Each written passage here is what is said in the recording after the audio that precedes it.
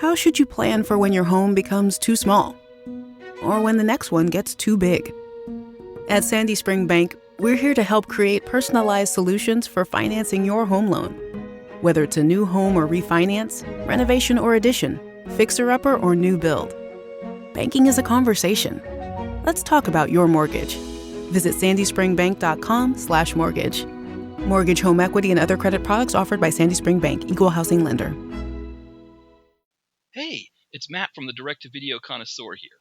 Thanks again for listening to the DTVC podcast. Before we jump in, I wanted to quickly let you know that my new novel, A Girl and a Gun, is available on Amazon now, both on Kindle and paperback. It follows Justin, a successful writer whose past as a scriptwriter for a fetish porn site comes back to haunt him and threatens to derail his career. As he's picking up the pieces, he gets an opportunity to make a movie called A Girl and a Gun with a rom-com star. Justin may have bitten off more than he can chew, though, because she's notoriously difficult to work with. If you're interested, you can find the link on our webpage, along with the link to my first novel, Chad in Accounting. If you have any questions, please reach out, and I thank you for the support. Now, on to the podcast.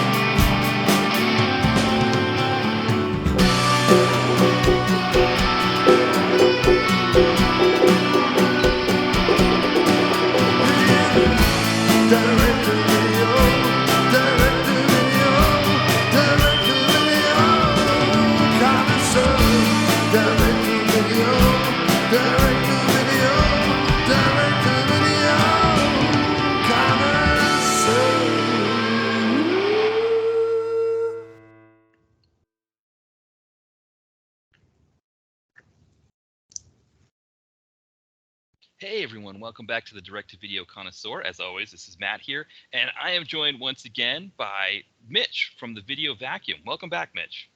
Thanks for having me. Yeah, and it's interesting because we're going to be talking about Godfrey Ho here, and I realized when we did our last episode, we did Wynorski and Fred Olin Ray, and we're talking about what are some things you might want to discuss the next time, and you mentioned this. It didn't cross my mind that the last three times you've been on, we talked about David Dakota with Santa's Summer House. We talked about Andy Sidaris with Dallas Connection, and then we just had we talked about Fred Olin Ray and Jim Wynorski in the last episode. So it's almost like we're building up to this kind of schlock auteur, these great directors here. We're almost building to this Godfrey Ho moment anyway. Yeah, it's definitely like putting together the Mount Rushmore of schlock here. I think each director kind of has its own little foothold in each genre that they do, and you can usually walk away from any of those guys' movies knowing that you watched one of their movies because their fingerprints are all over it. Yeah, and Godfrey Ho is an interesting one because it's like, we discussed so about 2 years ago I had John Cross from After Movie Diner on, and we talked about I think it was Ninja Silent Hunt and Silent Assassin was the one we talked about there, and he had read this quote from Den of Geek that I think is really good, where it says with Godfrey Ho, it isn't really about whether these films are good or bad, right? They're so far outside of what constitutes regular filmmaking that value judgments feel redundant, and that I think deep down, especially as film grows arguably safer by the year, some of us just crave a little cinematic anarchy. And I think that's what Godfrey Ho, when you watch these, I think if you're in the mood for cinematic anarchy, he delivers it for sure. Yeah, absolutely. I mean, the rules go right out the window once Godfrey Ho takes his place behind the camera. Yeah, absolutely. And it's interesting because, and I'm going to kind of maybe do a bit of an extended analogy here, but I won't go too crazy here. But before we got on today, I was just kind of browsing Twitter a little bit, and I saw that the trending topic was Mindy Kaling has a new Scooby-Doo cartoon. It's going to be like an adult-themed one for HBO Max called Velma.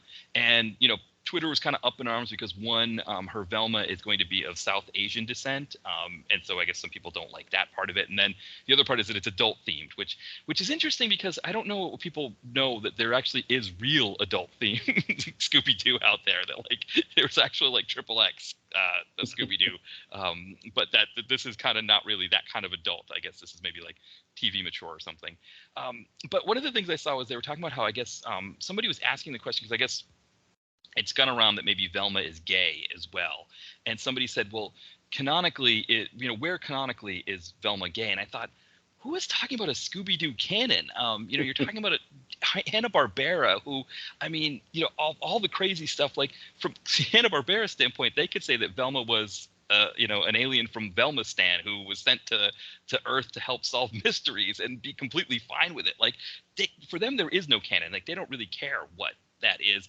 And I think that's the thing. Like, if you're watching like the Flintstones, for example, and you're like, where is it in canon that like this woolly mammoth that that they use as the shower, and there's like a little rodent or something that heats its belly to make it hot water, like, where is that in canon, like, or something like that, or like why is the cat only in the beginning of the episodes, and like all that kind of stuff. If you're trying to make sense of Hanna-Barbera, I think kind of the same way with Godfrey Ho. If you're trying to make sense of Godfrey Ho in that way, it's not going to work for you. You can't try to figure out like where he's trying to make a movie in that sense, if that makes any sense. Well, yeah, I mean, the first thing that goes out the window with Godfrey Ho is continuity, because oftentimes they'll put 2 or even 3 different movies and kind of put them into I don't know if you've ever played Uno Attack, but where you put all the cards into the machine and it spits them out at you at random. And that's how I feel like some of these movies, when he puts them together in the editing room, it's about as random as a Uno Attack game. Yeah, and it's almost like a game too when you're watching some of them where you're like, wait, was Richard Harrison? He seems like he's interacting with somebody, but when I think about it, he really was not in the same shot as that person. It's almost like you have to kind of like, it's almost like a game where you're trying to figure out, was he in that shot with that person, or was that something that was spliced together?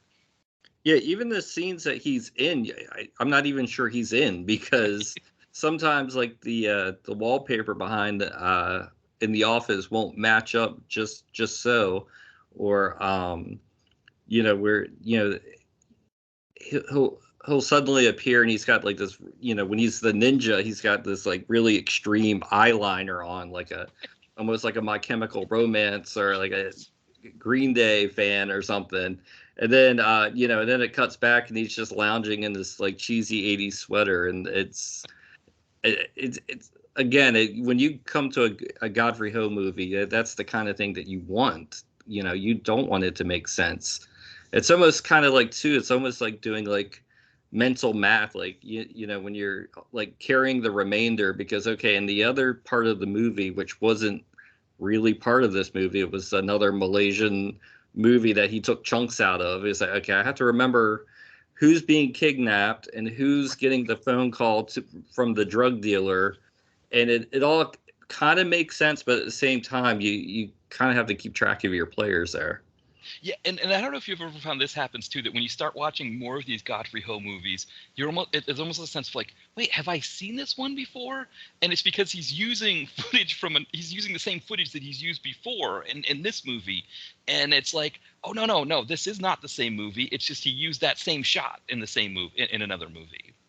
Yeah, absolutely. I mean, I was going kind of through my notes of all the Ho movies that I had reviewed, and I was like, I think I can't remember which other one it was, but there was definitely another movie in which Richard Harrison uses the Garfield phone. Right. I mean, I think Ninja Terminator is probably the most, famous instance of, the badass American ninja that uses a phone in the shape of Garfield. But I know there's another one where that phone kind of makes another little cameo, and like you said, it's like, did they shoot all of this at once and then like hold on to it and then just splice it into other movies here and there? I don't know. Right, well, because that's the thing, right, is that Richard Harrison was told he was making 2 ninja movies, and Godfrey Ho turned them into 20 ninja movies, which which, again, like for us from a cinematic anarchy standpoint is kind of fantastic, but also you can kind of get why Richard Harrison would be upset about that, right? That as an actor, he's using himself. His person is his wear, I guess, or his product, and it's almost like his product is being like, I don't know, what pirated in a way, right? That he sort of gave it, he used it for this, and it's being used in a way that he didn't authorize or something. Yeah, I mean, it's definitely, but that's what all the great exploitation filmmakers do. I mean, look at Roger Corman, hiring Boris Karloff for one movie and then finishing early and then making another movie because he's going to be around the set for another day. So I think it kind of just harkens back to that old school B movie aesthetic. Yeah, and it's interesting too, right? Because even that Garfield phone, I think I read that I guess Godfrey Ho had heard from someone that Garfield was popular in the US at that time, which he was, it's just he was popular for children. And I guess he didn't understand what that meant by him being popular, and thought that, like, for Americans that were checking out the Canon Ninja films, and when I say Canon, I'm not talking about Velma or Scooby-Doo Canon, I'm talking about like the company, the production company. But they were watching those Canon films, and he's trying to capitalize on it by making all these ninja films, and he's thinking like, oh, well, Garfield is popular, that's going to make this movie more popular, not realizing what that means to have this this ninja guy, this deadly ninja character talking on, which, I mean, the Garfield phone even has like the detail of the eyes closed when you put the receiver down and then the eyes open when you lift the receiver up. Yeah, it's definitely like a creepy little touch, and I mean, it's just like the cherry on top of the already nutty scene. Yeah, for sure. Well, so we've got a couple movies that we're going to talk about. We're going to talk about Ninja Terminator, which, kind of a classic is the right term, one that people know a lot of, and then Robo Ninja, and then also I think we'll kind of get into some other, kind of as we go, we'll kind of just, who knows, we're with Godfrey Ho. I think it's going to be like Godfrey Ho, where we're just gonna, wherever this takes us, we'll go there. A piece here, a piece there. Right, exactly. Now, Ninja Terminator is an interesting one because I think it's one that I think a lot of people know. I saw on IMDb it's got like 20 plus critic reviews, which is it's rare that the movies that we talk about on this on this podcast have more than 10 critic reviews. Sometimes it's just like you, me, and Ty and Brett from Comeuppance, and maybe Bulletproof Action that does the review. And so the fact that we have 24 here, it makes this one a little bit more robust. Yeah, I mean, I think there are certain things like the Garfield connection. I think the fact that really, if you want to use the word best or good, coherent is maybe the best word. It's probably one of his most coherent ninja movies. It's one where you can say, okay, I see what he meant by this. It's not where I have to keep taking these leaps of faith from the editing back and forth and just kind of take it for granted that it's all going to make sense in the end. It actually kind of, the pieces he took from the other film kind of work together. And I mean, it also helps that every 2 or 3 minutes somebody's taking a phone call to reiterate the plot point that the statue has been stolen and we must get the 3 pieces back. And like I said, for coherence sake, it's probably his most coherent film. Yeah, and the other thing too is that I think one thing that I like about this one, when you talk about like the 2 films together, or the 2 films spliced together, the second film features Jack Lamb as Jaguar Wong, and there's a lot of really great action with his scenes. Where, like, I think some of the other ones, like for example, Ninja Silent Assassin, which was the one that we did, a couple of years ago. That second movie was about like a guy who's like trying to go back to school, who's living in like this really cheap, like kind of like almost like destitute circumstance, who kind of is kind of making his way up, and he and another guy that he's friends with are taking care of a developmentally delayed boy, and so it's like there's not really the kind of action, but some of the way it's tied in is that his dad was a ninja, so that's why he's like part of a ninja like lineage or something. Whereas this one, but that let's say like that part of it had no action involved. It was more of a drama piece that then you'd have ninja stuff happening on the side. This was great because you either have the ninja stuff happening or you've got Jack Lamb fighting people, which I thought worked too. Yeah, and I think too, it's kind of interesting because, like, I had mentioned before Roger Corman. It's kind of like when Roger Corman in the '60s would get a foreign film and not really know what to do with it, so he would get like Basil Rathbone or somebody and put like kind of bookend scenes to kind of make sense of what was going on in a film that maybe probably couldn't be marketed to an American audience. And Godfrey Ho does one better by just kind of like alternating scenes from a movie, like getting these movies that probably wouldn't have made it to American shores, and then just kind of uh, literally half-assing it because it's half his and half somebody else's. So it's an interesting way to kind of work. I think I don't think anybody else works that way. Yeah, and in Ninja Terminator, he does some very I don't know if ingenious is the right word, but he like, for example, he takes footage from the second movie and he puts it on a TV screen, and then has the characters in the, like Richard Harrison and his co-star, the other ninja, they're like watching footage of the other movie as if it's like a ransom video or something like that, which is a unique technique. And again, we don't know if they're actually watching the movie because they're just sitting on a couch and then they're cutting to a TV that shows the movie. So again, Godfrey Ho can just have this shot of Richard Harrison sitting on a couch looking like he's watching something, and he could make 20 movies that have him watching something different in each movie. Yeah, and I think that's kind of what you have to call him a genius, because who thinks 20 steps ahead like that? It's like many directors grab extra footage for pickup shots and to cover one movie, and here's Godfrey Ho covering 20. So it's kind of he's just a madman. Yeah, and it is so far beyond like what we think of film.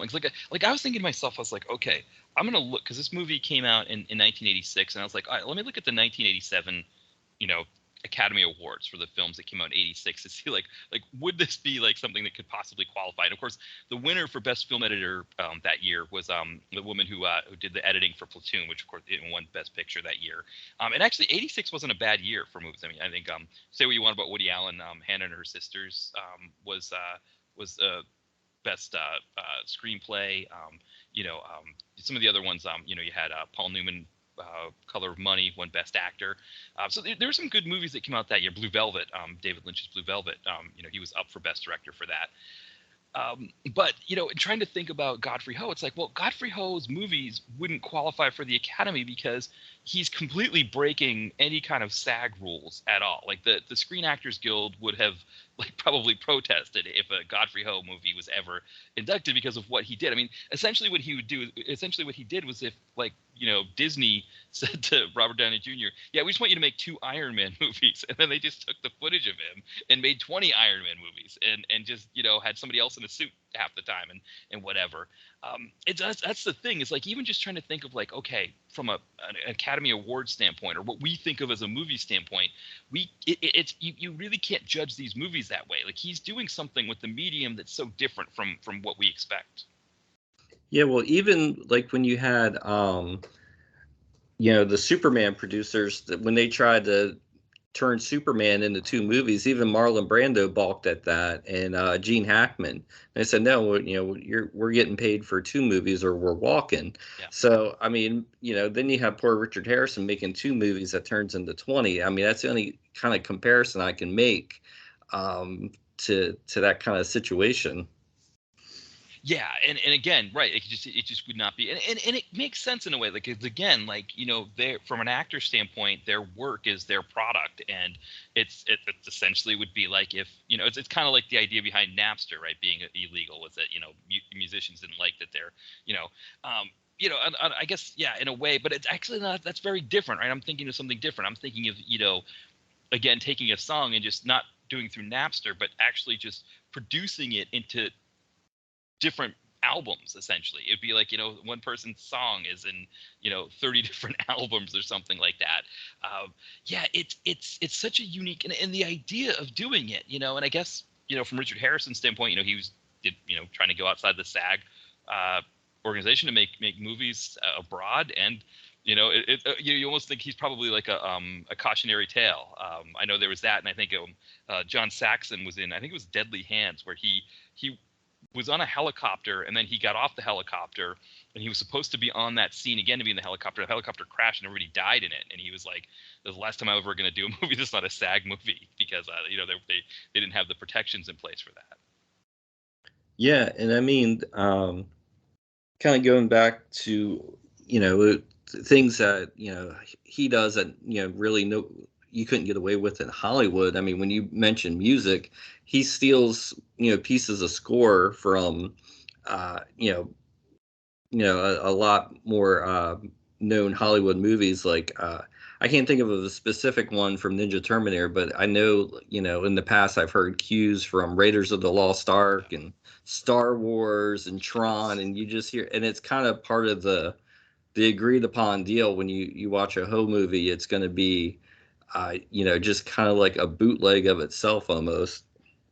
Yeah, it is an absolutely amazing, and I think you're right. Like, I think it's almost like, I think we were talking about this ahead of time, that like there's certain like levels maybe of schlock that as a fan of this kind of movie, that like you kind of go to. And so you've got, like, I think you mentioned Roger Corman. I mean, it's like the Roger Corman produced Don the Dragon Wilson films. It's like there's something there where it's like he's just taking all of these scripts and that are just about generic action movies, and he's just slapping the Blood Fist title on them. And so like that's kind of like one level.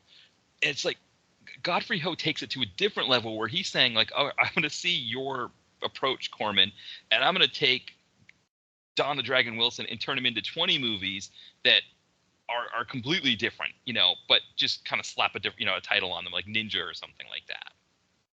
Well, yeah, and it's funny because, like, just the word ninja, you can't trademark it. So, I mean, you could slap ninja, and then, like, Terminator was the big hit, so you just put Terminator at the end of it. It's almost like a word bank, whatever kind of movie was big or popular at the time. You just put, like, ninja, ninja, ninja, ninja. And it's funny, the canon movies were obviously the inspiration for these movies. And like if you squint enough, like Richard Harrison kind of looks like Franco Nero a little bit in Enter the Ninja. So I mean, you can kind of see where they started, but also, I mean, some of the weirder aspects I think could be found already in the canon ninja movies, like Ninja 3 The Domination, where they had a possession plot with the ninja shenanigans. So like when Godfrey Ho comes along and he puts an Asian poltergeist ripoff in with the ninja stuff, it just kind of sort of makes sense. You're like, well, that's just that's just like raising the ante there. Yeah, it's a really interesting thing where, like, I mean, again, that's how we end up with the Garfield phone, is that he looks at it and says, okay, what is popular in America? What do Americans like? Oh, they like these canon films. Okay, let's these ninja films seem to be exciting. And then it's like, yeah, okay, well, RoboCop is a thing, Terminator's a thing, vampires are a thing. Let's just put those in there as well and just sort of make it work somehow.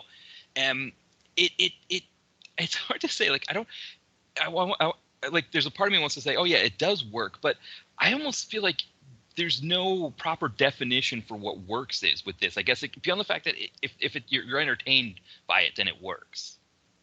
Yeah, definitely. I mean, especially with Robo Vampire, it's almost like it's all subplots. It's all there's the drug dealing subplot, there's the vampire subplot, there's the forbidden love between the ghost and the vampire, and then of course there's the RoboCop subplot, and there's a kidnapping and it's no kind of linear, and then when they kind of can't match the footage up, they just will randomly blow up the RoboCop guy and then cut to them like, fixing him on the table and then sending him off for his next mission. Right. It's funny when I looked at the trivia or the IMDb page for Robo Vampire, they mentioned in the goofs that like there were certain points where like the time of day or something didn't match up properly with what he was editing. And it's almost like, on the one hand, you want to be like, okay, if you're calling that a goof, it means you don't get this. But on the other hand, you want to say, like, the fact that that only happens so often in Godfrey Ho movies, that, like, for the most part, though, the things do match up enough that, like, you really have to be paying attention to catch where it's a splice or it's a different movie, almost like speaks to the genius of what he was doing. Well, and also the day night shifts, that goes right back to Ed Wood, which is, I would mention Godfrey Ho in the same breath as Ed Wood. It's just kind of that classic B movie style, just with ninjas. Yeah, I mean that's the thing too, right? Is that with with Ed Wood, right, where he kind of propped up Bela Lugosi as much as he could to make as much of the movie as he could, but then also too, like, let's have somebody else be Bela Lugosi with like a cape up above their nose to make it seem like Bela Lugosi. And there's a lot of times where I think that happens here in Ninja Terminator, where I think it's not Richard Harrison, it's somebody either with a blonde wig or somebody who has blonde hair who we're only seeing from behind, who is doing something that's germane to the plot. Like, one of the things that happens here in Ninja Terminator, just to kind of give people a sense of the plot, is that so the way that the plot of the movie is that Richard Harrison's a part of a ninja cult that gets this golden statue that imbues the person who has all of the pieces of it together with massive power. And so he and his fellow ninjas, they break the statue apart, and they each escape with different pieces so that they can it doesn't get anybody's hands. And then the evil ninja discovers that they had taken it, and he's trying to get it back. And one of the ways he threatens Richard Harrison and his other ninja to bring back the pieces is he has a toy robot show up and deliver a VHS tape. And even the toy robot thing, I couldn't tell for sure if Richard Harrison was acting with that toy robot or if it was like a guy with a blonde wig or a guy with blonde hair, because I don't remember Richard Harrison's face ever being visible when that robot was on screen together at the same time. Yeah, and it reminded me too of a fistful of yen from Kentucky Fried Movie, but when the little wind-up robot shows up, it was like it's just like one of those nutty touches that only Godfrey Ho would put into a movie. Yeah, it's the most absurd thing. And I mean, like, of course, he the at one point it's like he opens the door and there's like smoke, and he's like, he dodges out of the way of the smoke. And then the robot, this little tiny robot, and just to give people an idea, this robot is just a toy robot that you'd get at like Radio Shack or something at the time. That's like, it's like, I mean, what is it? Like, not even a foot tall, I don't think. No. Like 6 inches or something. And it's like talking to, which of course nobody in the film is actually talking, right? Everybody's dubbed in some way. And so the robot is dubbed, and then Richard Harrison is like looking at it, and again, I can't tell if Richard Harrison has ever has a scene. It looks like the woman that plays his love interest does have a scene with the robot, but even then, you don't know if maybe from far away it's a different woman or something. Well, yeah, I mean, even the scenes where you could swear that he's there. It's just usually a reaction shot, and like I said, sometimes the wall doesn't match, or it seems just off enough for you to question just a simple dialogue scene. Yeah, and so then what happens is we've got the second movie involves the second movie has Jack Lamb and actually Zhang Li Huang as so Jack Lamb is this guy Jaguar Wong who is, I guess, working with Richard Harrison to protect. So just to give people an idea of what happens in the movie, of the 3 ninjas, one of the ninjas is murdered and his piece of the statue is killed, and then his brother is murdered and his sister is kidnapped so that she could tell them where that statue is. And Jaguar Wong is hired by Richard Lee to find this woman. I believe that's. Am I right? Does that sound about right? Yeah, and it's constructed well enough where, to the point where Richard Harrison and Jaguar Wong can kind of just pick up the phone and anytime they need an important plot detail to be dropped, like, oh, the the drug deal is going to be happening here. Oh, thanks. How's everything on your end? Fine. And it's funny because, I kind of imagined Godfrey Ho watching these movies, thinking about like which movie, which parts I'm going to steal from, which movie has the best action. But he's probably thinking which movie has the most phone calls, because that seems to be the main kind of connecting tissue between his footage and the pre-existing footage. Yeah, and again, it's almost like you're talking about this idea of thinking this many steps ahead, that it's like, it'd be interesting to know like where there was a chicken and egg thing, where it was like he gets all these movies and he notices maybe that there's scenes where people are talking on the phone and thinks, okay, I can use, if I have Richard Harrison talking on a phone when I'm shooting with him, which again, it's like it's almost diabolical, right? That this idea that if he goes into making these movies with Richard Harrison, these two ninja movies that he told Richard Harrison he was going to make with him, going into it thinking like, oh, if I just get some shots of Richard Harrison talking on the phone, this is going to be perfect. I can use them and just dub his voiceover and have him talking, saying anything. It's almost diabolical in that. But like you said, it's like it's the way that he can have these two characters that are in two completely separate movies communicate as if they're in one movie together. Yeah, it's almost like Cameo, where you can get a star to film a greeting for you or something. It's like, could you like make a script with all these stars just saying random stuff, edit it together, like it for like a couple $100, you have this all-star cast. It's kind of like that. Well, it's funny because sometimes I'll play games on my phone that have ads, and they actually will do that. These like cheap like other games that they advertise on some of the games I play, they'll get like Snoop Dogg or Cedric the Entertainer. But the thing is, it has a Cameo watermark. So when you use it to make your movie, you have a Cameo watermark in there. That's the only problem with it, because otherwise it would be like a fantastic idea where you're just like, yeah, I need Snoop Dogg in my movie. Okay, so I'm gonna have Snoop Dogg just say like, I'm gonna every couple of weeks I'm going to pay for Snoop Dogg to say this line from the movie and then splice it all together like he's talking on the phone. Yeah, well, I mean, a lot of the like the Joseph Lai movies, and I think already have like that little seahorse watermark at the bottom of the screen. Anyway, I've seen a couple of them that have that little doodad in the corner. So it's not far off. I think we could pull it off if we tried. Well, it's funny because you think about the Albert Pyun film that Jim Wynorski finished, Bad Business, aka More Money, I think it was, or something like that. But Bad Business, where Master P is just in a hotel room in Vegas and just talks on the phone, for his scenes, and that's it. That he's on the cover of the movie, but those are all his scenes. You could do that, you could be like, because you could make it seem like he's talking on Skype or something like that. Oh, all right, Snoop Dogg is talking to me on Skype here. Okay, what do you got to say, Snoop?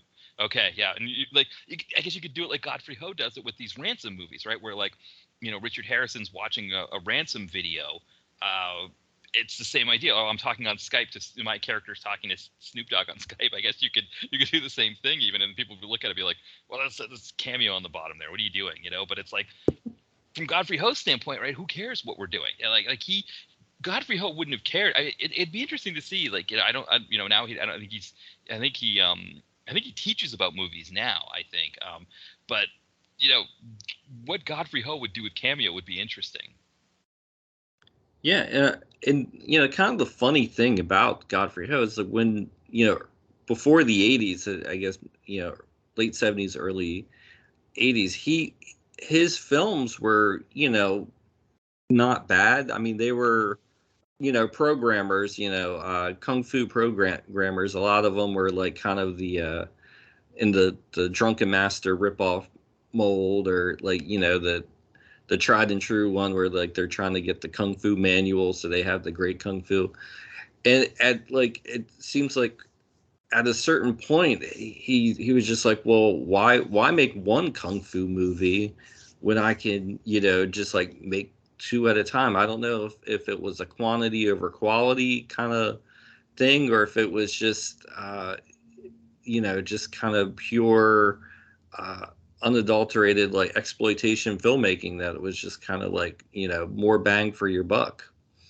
Yeah, and it's such a different concept of what movie making should be, that like, we think of movie making as this thing that, like kind of has evolved from, from the early 20th century into this idea of like, you've got a story, you've got, you shoot the scenes, you cut out scenes you don't like, you kind of, all of that kind of thing. And he's approaching it from such a different standpoint that it's hard to kind of, yeah, like you talking about it, like, where he kind of has a kind of almost flips a switch where he says, why am I making one movie where I can make a bunch at a time? It's a way of seeing the film, the medium of film, that I don't think most people, I don't know how to say it. Like, it's not easy to get your mind around, I guess. Yeah, I mean, it's interesting because, I mean, I don't think, even Roger Corman on his best day would be thinking 20 movies ahead. I think, and it could have been a supply and demand thing. I mean, he might have had a handshake deal saying, okay, I'm going to do 100 titles in the next, 10 years or something. And then he's like, well, crap, how am I going to do that? The only way that's logistically possible is to take these old movies and just cut them in half and then put my footage in. So it would be interesting to know exactly, how, maybe one day we'll get an oral history of the Godfrey Ho Ninja movies. Yeah, and I mean, to think about too, like what the film industry was in the late, the kind of mid to late 80s when he was doing this, is that, we think of New York City as being, kind of what it is today. And it's interesting to think that, I mean, I guess that this is far enough ago. I mean, it's 30 years ago now, I guess, or 25, almost 35 years ago now, actually, how long ago it is. But, at that time, there still were like the grindhouse theaters that were showing, double, triple bills of this kind of stuff. And the fact that he could produce and give them, give those theaters a lot more content, that they could do a triple bill of 3 completely different movies, even though they're roughly the same thing. And for people that want to go and watch that kind of thing, that you could see a bunch of different ones like that. The ecosystem is so different now in the movie theater industry, that like, this thing kind of, it still does really well on Tubi, but it is interesting to, yeah, like you said, like, sort of what his approach was and what he was thinking. And like you said, the handshake deal, where he probably had distributors that were just clamoring for more content like that, and he was able to deliver it. Yeah, I mean, going to the video store in the 80s, when I was a kid, every video store had a ninja section. Without fail, it was usually kind of like in the corner on the top shelf, almost like the dirty kind of secret. And they were always like kind of closest to the window, so they were the ones that always got faded real fast. And they're usually, had the most lurid box cover. Some of them were like the big clamshell boxes, and some of them always looked like a Ghana movie poster. But like, I think, like you said, the grindhouses, the video stores, and it's not so much different today. It's just streaming. It's all content. And I think, if you were exporting ninja movies, if there was a demand, and like, we were saying, we get confused when we once you've seen about 10 or 15 of these, you kind of get confused that all the names and the plots and the actors kind of all run together. But I think that's what they were kind of banking on. It's like, hey, you're going to rent this if we change the title from Phantom Heroes to Ninja Phantom Heroes. You're gonna be like, have I seen this? Is it this? Well, it says ninja, and of course there's that subsect of moviegoers that will watch anything with the word ninja in the title. So, I'm certainly one of them. Yeah. Well, right, and I kind of think too, because I think the blockbusterification, if that's a term I can use, of the video store memory, right, is that we kind of think of the video store in that mindset of like in the 90s, where these big chains, even the smaller chains, if a new movie came out, like one of the things, of course, was the fact that new movies in the 90s were on video almost immediately, and everybody would rent it, and you'd get like 5 or 10 copies of it. Whereas in the 80s, it's like, okay, if you've got American Ninja, for example, or American Ninja 2, you're probably only going to have one copy of that movie. And so if somebody rents it, if somebody else is looking for another ninja movie, okay, well, there's not going to be 5 American Ninjas to choose from. There's got to be another ninja movie there. And there was a place for this kind of thing where, like you said, like, you see the name Ninja and you're like, okay, I'm in the mood for a ninja movie. I was going to do this American Ninja movie that my buddy was telling me about, but somebody else has already rented. Why don't I do, Ninja Terminator and see what that one does? Yeah, that's a great point, because like you said, once Blockbuster took over, it wasn't just one copy of the new release, it was 40 copies of the new release. And then once that goes out, then you got 40 copies of the next new release. And it's just kind of, it's kind of sad that, like you said, like those little rip-off movies kind of, the market for them kind of got smaller and smaller. And, I think even Godfrey Ho realized that, because in the 90s, he started making Cynthia Rothrock action flicks, and I mean, they have like a little bit of that kind of like Undefeatable kind of has like a little of that, old time Godfrey Ho kind of, WTF flair kind of to it, but it just wasn't the same when he was just making one movie at a time. Yeah, and it's interesting, right? Because I think of Honor and Glory, where it's like some of the stuff that is kind of Godfrey Ho-ish, where it's like in Honor and Glory, you've got the woman who plays Cynthia Rothrock's sister, who is like, she's a reporter, and the daughter, I think, of a senator that she's like writing a piece about, like an expose, like exposing the senator. The daughter attacks her at knife point, and she defends herself, and then just goes out to dinner afterwards. And it's not like this whole thing of like the daughter of a senator just attacked somebody. I mean, even in the 80s, that would have been all over the news that something like that happened. But from a Godfrey Ho standpoint, it's just like, yeah, you just get, this is the world you live in America, where daughters of senators attack people with knives, and you just go about your business. Yeah, I mean, and he. Most of these movies, especially Ninja Terminator, Robo Vampire, there's certainly an action quota that's met. Even if the fights themselves are kind of brief, somebody's getting into a ninja fight every 5 minutes or so. And I think that kind of goes back to that kind of mindset where you've got to have somebody fighting every so often just to keep the audience into it. And it doesn't matter if, okay, well, I forgive you, let's go out to eat, or as long as you've had that fight, it's like a box that's being checked off. Yeah, and one thing actually that works in Ho's favor when he's making movies the way he's making them is that because he's just editing pieces together and putting things together, that he can decide when he wants the next fight scene to be, just whenever. So he can even look at it as like, okay, this scene here that I took from this Hong Kong movie or this Malaysian movie or Thai movie, it's a little bit too talky. So you know what? I'm going to cut it down and then just get into the next fight scene right away. Yeah, and then there's always, that the one like kind of gratuitous love scene that's kind of thrown in there. And we're never quite sure who's making love to who. It's like a dancer or a nightclub singer, and then they're never seen again. And so I think that was another one of those boxes that had to be checked. There has to be at least one sex scene in there, whether or not it's, pertinent to the plot, doesn't matter. But that's just kind of one of the market stipulations.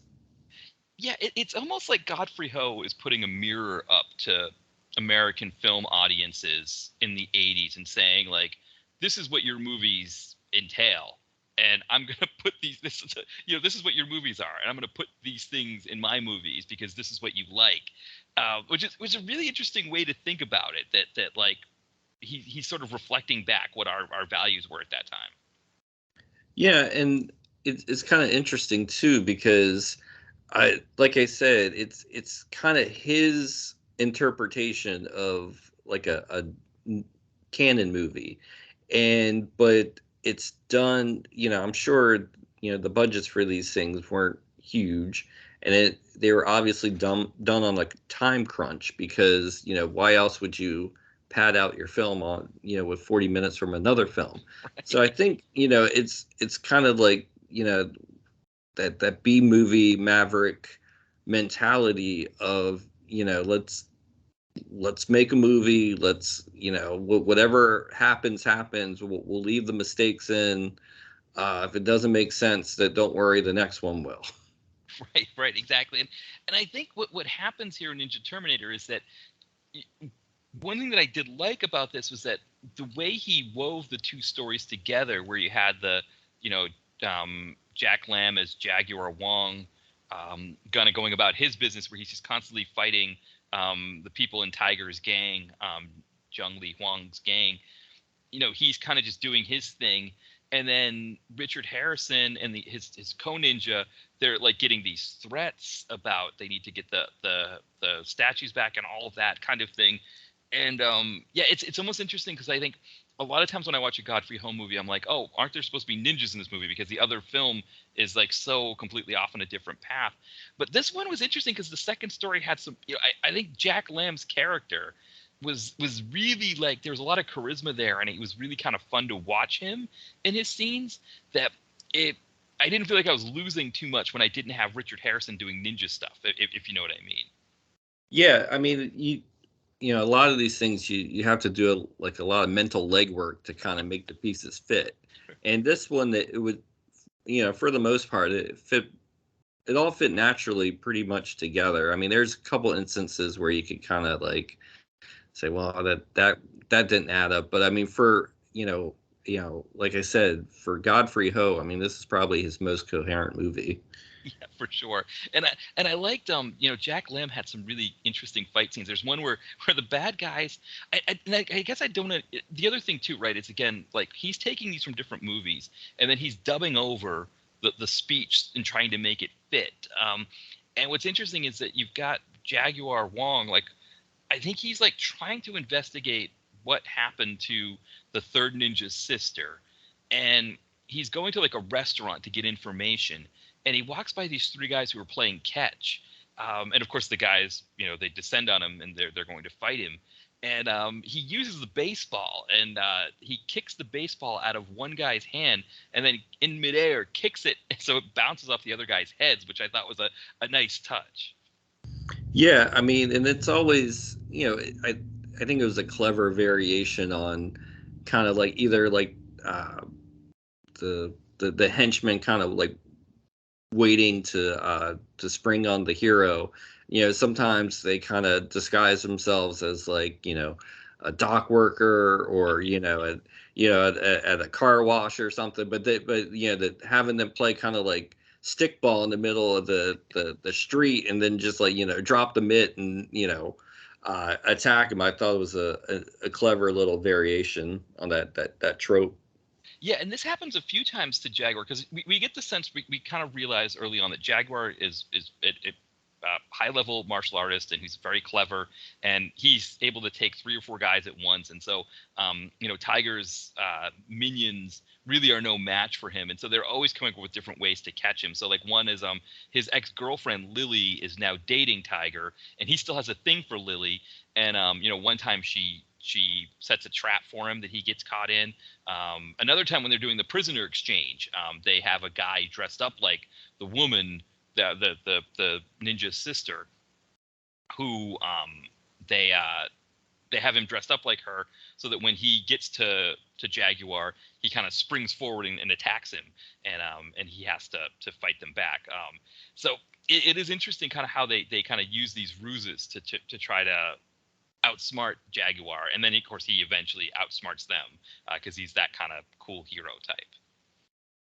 Yeah, and it's, like I said, like, there's always kind of like if there is a hanging plot thread, it's usually tidied up by having somebody like pick up the phone.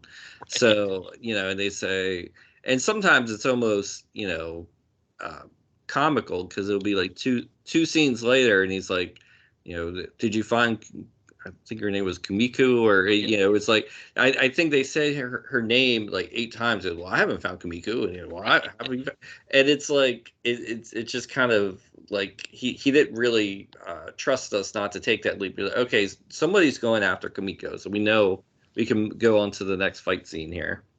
Right, because he does weave some interesting plots. So beyond the fact that he's weaving two different movies together to make this work, and so what's interesting is that we there's a scene of a funeral, and that's supposed to be the funeral of the dead ninja, and that's where we get Kimiko and her brother. Her brother gets killed later on, but that's how we kind of weave in the second film, and then they use Jaguar talking on the phone to make it sound like he's working with Richard Harrison, but at the same time there's intrigue amongst the ninjas, right? Because you've got the two remaining ninjas, Richard Harrison, and then the other, I don't know who's playing the other ninja that helped steal the pieces of the statue. So those two, that second ninja actually wants the pieces for himself, so he can be all powerful. And then of course the original evil ninja wants the pieces back, who is technically in cahoots with this tiger guy who's doing this other stuff. So it's interesting how he's able to weave these, and like you said, he makes really great use of telephone conversations to keep tying things together. And it's it's kind of funny too, because when you've seen as many movies as we have, you're kind of I guess mental energy is kind of set to when you already know when a movie is about to power down. They've had the big fight scene, and now they're gonna try to wrap everything up. But it's not really the same with a Godfrey Ho movie, because when Jaguar has his big action finale, we're like, okay, well, that's got to be the end of the movie. Oh no, then it shows Richard Harrison meditating and getting ready for his big action finale, and you're like, oh wow, we got like 15 more minutes of this, because even though we've wrapped up Jaguar's little intrigue, we have to finally put the final nail in the coffin in Richard Harrison's storyline, which involves him dressing up in a camouflage ninja attire, which I love, because he's never even in like a wooded area. So I mean, he makes the camouflage makes him stand out even more when he's standing outside a posh little balcony or whatever. Right, exactly. And what's great about it too is, like you said, like he's got this mustache with his blonde hair that it's almost made to make him look like Franco Nero. And like you said, he's in this like temple area, so there's no need for him to be camouflaged. It was just like, it's almost like, again, like Godfrey Ho is looking at American movies and saying, oh, Rambo's popular, oh, military stuff is popular, army movies are popular, yeah, let's dress him up in camo and do that too. Yeah, and of course, in other Godfrey Ho movies, they're ones where the ninjas wear bright red outfits, and then they have the headbands that say ninja like literally on the forehead. So I mean, 1,000 years of being silent, hidden, deadly assassins, around come now, here's the 80s, no, we just proudly state we are ninjas, like right around on our forehead. Yeah, and even the scripted for some of those, like in Ninja Silent Assassin, like some of them had this like kind of like this like flamboyant script that looked like an 80s ski resort, like listing where the mountain was or the peak was or something like that. Like Cannon Mountain in New Hampshire, I think, has a similar script, which I also loved as well. Like it's almost like you're going to the ninja ski resort or something.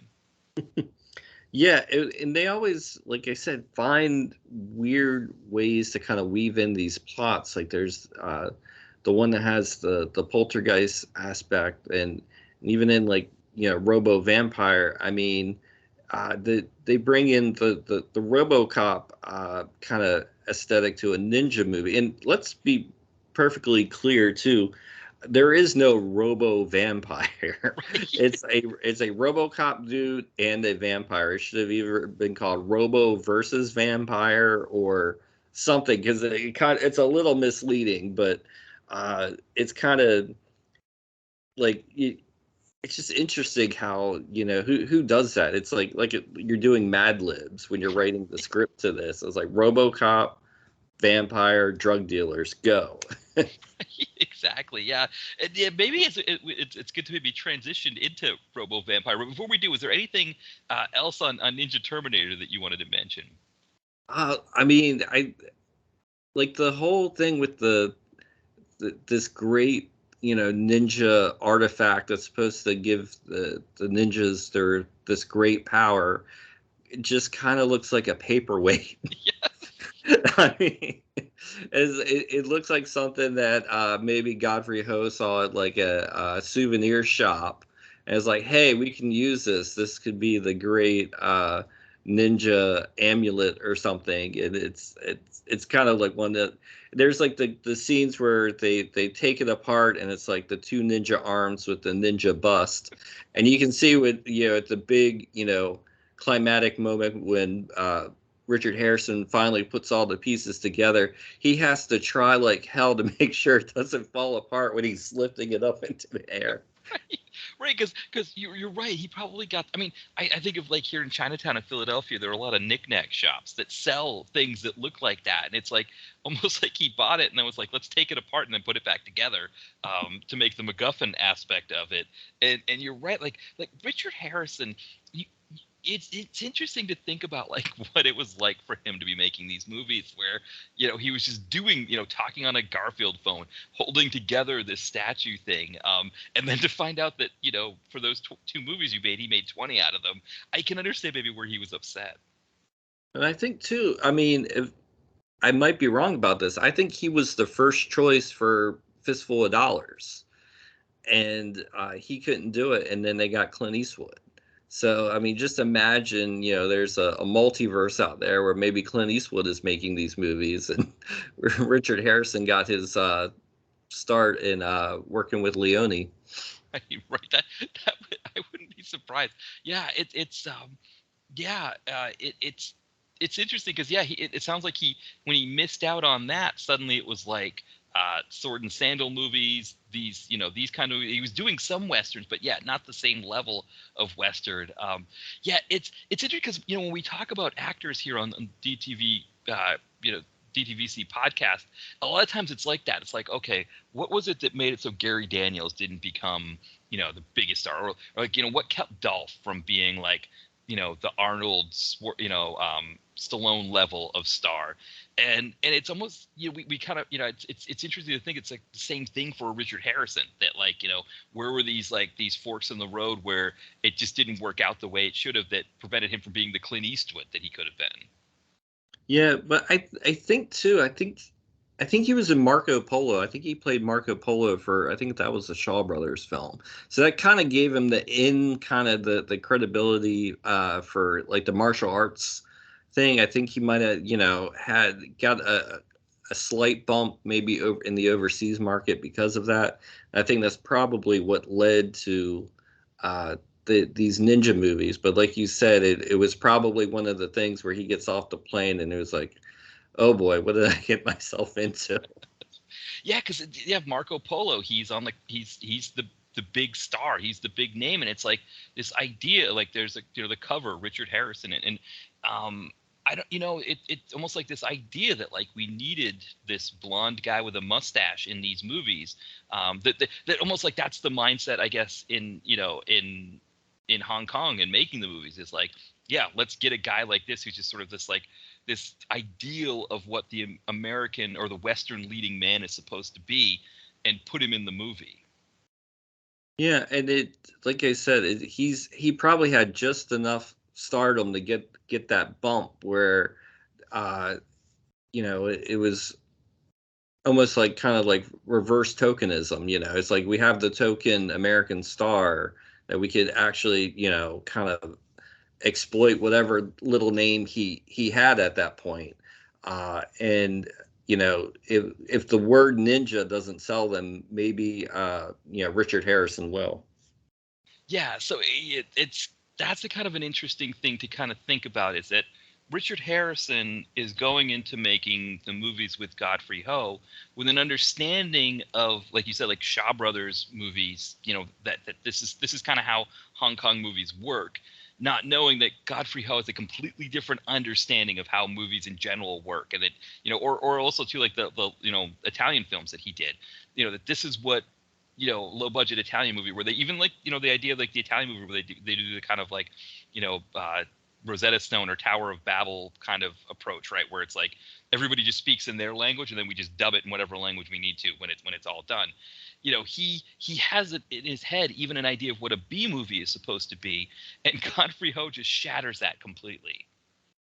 Yeah, I mean, it was definitely kind of the last stop on the career ladder, I think, for him. I mean, I think he still did some stuff afterwards, but to him, I mean, we enjoy these movies, so it's no big deal to us. But I'm sure to Richard Harrison, it was a blow to the ego. Yeah, it's funny. I didn't even think to look more into his earlier filmography, but like in 1980, he did a movie called Challenge of the Tiger that looks like it was a Shaw Brothers production that actually had Zhang Li Huang, who was in the other part of the movie in this. So he's actually starred with one of the people that was in this movie that he's technically co-starring with, but really wasn't co-starring with. And so, yeah, I think, even then he's, this is 1980, so it's only 5 or 6 years before he, these ninja movies come out. So in his mind, I think he thought this is working in Hong Kong. I get it. I know how it works. And ended up being a little bit different for him. Yeah, I mean, it's one of those things where, we like these movies, and we can pick them apart and find the good aspects of them, but I think if he had this in his, if IMDb existed in 1986, he would probably pay a hacker to probably take his name off of some of these. Right, exactly. So, yeah, so maybe this is a good time to transition into Robo Vampire, which doesn't have Richard Harrison. So this is not a Richard Harrison film, but it does comes out in 1988. It is trading on RoboCop. It's trading on vampire movies. I'm trying to think, what were the popular vampire movies at that time? Would that have been like Lost Boys, maybe? I'm trying to think what would have been big at that time to want to have vampires in the movie too. This is before like Dracula, the Dracula film that came out. Yeah, I mean, there was Lost Boys, Near Dark, Monster Squad. I mean, the vampire, there was a big bump kind of late 80s. But I think the real inspiration was Mr. Vampire, was the hopping vampire variety, which, they're interesting in their own ways, because it's just kind of like so culturally different than what our kind of accepted vampire lore is, with the vampire in kind of like a burial robe that has its feet tied together, so he has to hop up and down, and he has his arms outstretched like a vampire, or like a zombie. And if you have to, there's no like cross or holy water, because they're not Christian, so you have to put like a prayer scripture, like glue it to its forehead to kind of stop it from moving. So it's kind of you're already playing with a different set of rules from the vampire aspect, and from the RoboCop aspect. I mean, it's just deliciously terrible, low budget, not even kind of like a backyard shot on video production could come up with a RoboCop as bad as the RoboCop in this one. Yeah, it's interesting. I think, like, thinking about like kind of what this movie is about. And let me see if I got the plot right, because one of the problems with this movie compared to the one we just talked about is that there isn't the phone conversations as frequently, and so there aren't as many plot points that kind of reel my brain back in to get me to where I thought we were right. But I think the rough idea is that in the Golden Triangle, you've got these drug smugglers who were smuggling drugs in the coffins of vampires. And then there's a Taoist priest who's able to control the vampires and use them to fight people. And one of the things he does, I guess, is there's one corpse that a woman was in love with when he was alive, and they were going to be together in the afterlife. But because he's turned this corpse, this vampire, into some like gorilla vampire, they can't be together. And so he's going to try to set up a marriage for them so that they can kind of, I don't know, be together. So at the same time he's dealing drugs, he's doing this. And then in the second, and then in the at the same time, we've got this DEA agent who's trying to take these guys down, and he gets killed. And that's when they use an experimental process that puts a metal like visor over him, and shiny shiny outfit, shiny silver outfit, and that's what makes him into a RoboCop. And then I guess the second story that we have, the second film, is a Thai film about a woman who's been kidnapped, who's I guess a DEA agent, or they say she's a DEA agent, who's been kidnapped by some drug dealers in the Golden Triangle, and this one like specialist guy is going in there with his team of specialists to try to break her out and save her. Yeah, I mean, a lot of stuff happens in this movie, Right. but like none of it kind of really gels, which is kind of why we watch these kind of movies. And I think I can't say that Robo Vampire is Ho's like quote unquote best movies, but it's like it's the one I think of when I start discussing Godfrey Ho, because it's just the perfect quintessential example of ingredients that don't make a lick of sense. It's like if you open up your refrigerator and it's bare, and you just make a recipe of something of just what's left in the fridge, and this is what you end up with. Yeah, right. It's almost like a lot of condiments, right? That he's just like with very little protein. Yeah, and it's one of those, like, I have fond memories because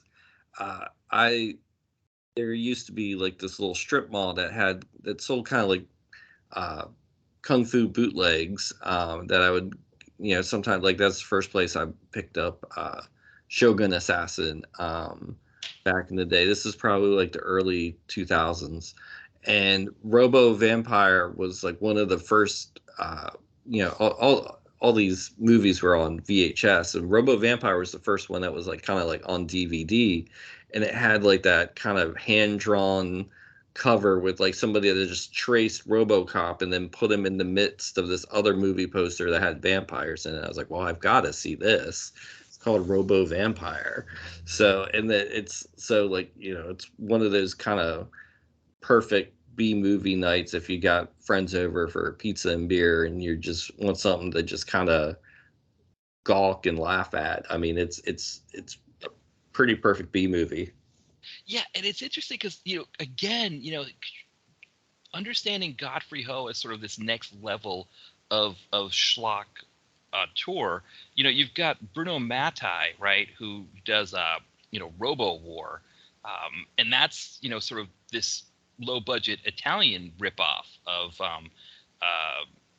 RoboCop, but there's something about that where it's like, Bruno Mattei is almost coming from the same tradition as like a Fellini in terms of making his movies. He's just making a low budget movie and making it supposed to be like a ripoff of RoboCop, when it isn't really a ripoff of RoboCop. It's its own thing, but it's a cohesive movie that sort of has a beginning, middle, and end. And he's not taking footage from anything else. He's just going out to the Philippines and shooting something with Reb Brown as quickly as he can. Whereas this is Godfrey Ho saying, I've got this Thai movie that takes place in the Golden Triangle where they're rescuing a woman from drug dealers. What if I put this with RoboCop and vampires and make a movie that way? It's like, again, like just a totally different level from even someone like a Bruno Mattei. Yeah, and it's like you said, the connective tissue just really isn't there in this one, but that kind of makes it more fun. Like the two cop guys, there's like this great scene in the hallway where they just pass each other in the hallway, and he's like, I want to give you my application to begin the Robo project. Is application accepted, and then they just keep walking, and it's like, what? And then the next thing, like, there's also the great scene where the guy's dead body's on, under the sheet in the science lab, and the scientist lifts up the sheet and he just shakes his head, and then the nurse comes over and lifts up the sheet, she shakes her head. And it's like, and then they flip a switch or something, and there's a plus and minus sign, and then all of a sudden he's RoboCop. Right. Like that's like the medical thing is that, like, yeah, you've just got, like where is that even coming from, or what is it? It's almost like you wonder if, like, he's in Hong Kong and there's, like, I don't know if there's like British expats there at the time, or people there that are like teaching English as a second language or something, and it's just like, hey, you guys want to be in a movie? Yeah, here, you get to be a nurse, you get to be a doctor. Do I have any lines? Not many, just a few. What do I do? Just stand behind this thing and shake your head because the guy's dead. And that's it. There they are. They're in the movie, and that's that's that. Yeah, it's definitely. I mean, there's B movies, and then there's like D movie. This is like a Z, perfect a Z movie, because I think if somebody went into this as like kind of like their first taste of kind of just like a non-traditional Hollywood movie, they would probably never watch another one, because it's so far beyond, like what you were saying earlier, beyond the realm of quote unquote good and bad. It's just a work of demented genius. Right. And it is almost kind of, doing a callback to when you were on previously, when we were talking about, Wynorski's Revenge of Swamp Thing, where it's like he, in the mad scientist lair, it's like this collection of, these horrible, the experiments gone wrong that, like, in the 50s B movie, you'd have one of these experiments gone wrong, and the woman would see it and she would scream and be like, and that would be like the big reveal that there's like a half, fly, half human person, or whatever, the animals were. And it's almost like these movies are, these Wynorski creations in Swamp Thing, that, like, what Godfrey Ho is trying to do is just like, let's put these two things together and see if it works. Like Louis Jourdan just trying to make sense of it or something, or just like, yeah, let's try another one after that. Yeah, absolutely. And sometimes the hodgepodge works, and sometimes it doesn't, and sometimes it's all the better when it doesn't work, because then you get something as just madcap as Robo Vampire. Yeah, it's what's interesting is that, we don't have Richard Harrison in this. We don't have the Garfield phone, or any of those touches. But it does still seem to hit the same notes like you were talking about. Like, for example, in the second, it seems like it's always the second movie that has the love scene. Like, you don't see Richard Harrison having the love scene. You don't see like it's not like Godfrey Ho is shooting the love scene. It's, in the Time movie, you've got the hero character who's going in to save the woman in the Golden Triangle, which, again, we're supposed to believe that RoboCop, or that this Robo cop character is supposed to be going in to save this woman as well, and that this other guy is there to like help him. But they're never on screen together at the same time, so that's just sort of an understanding. But this character sees this woman that he has a thing for, who's swimming naked in the pond, and she's kind of like, oh, don't look at me naked, all this stuff, and he's just like, yeah, I'm gonna get naked too and jump in the water with you, and we'll do our thing. And of course, what's interesting is, like, as they're doing their love scene, the baddies show up and they have to kind of fight their way out from them. Yeah, and like I don't know,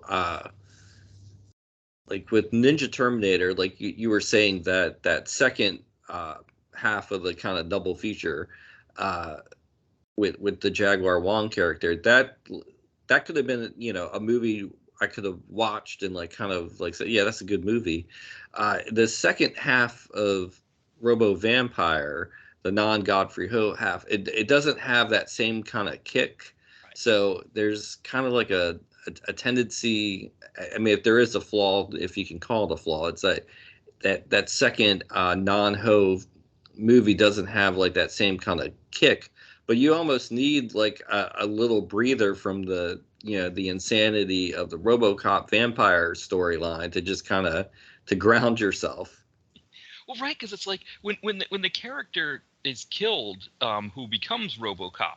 It's like I don't even know what because for me I was having trouble even figuring out who I was supposed to root for and who I wasn't, because I thought that the Taoist priest seemed like a pretty good guy that I should be rooting for, because he was like, fighting the ghost woman who was attacking him in the previous scene. So I thought he's the good guy. But then like I discover that no, the so what happens is that they're driving along, and there's like I guess like the DEA agents are also soldiers. They're kind of like a combination of the two.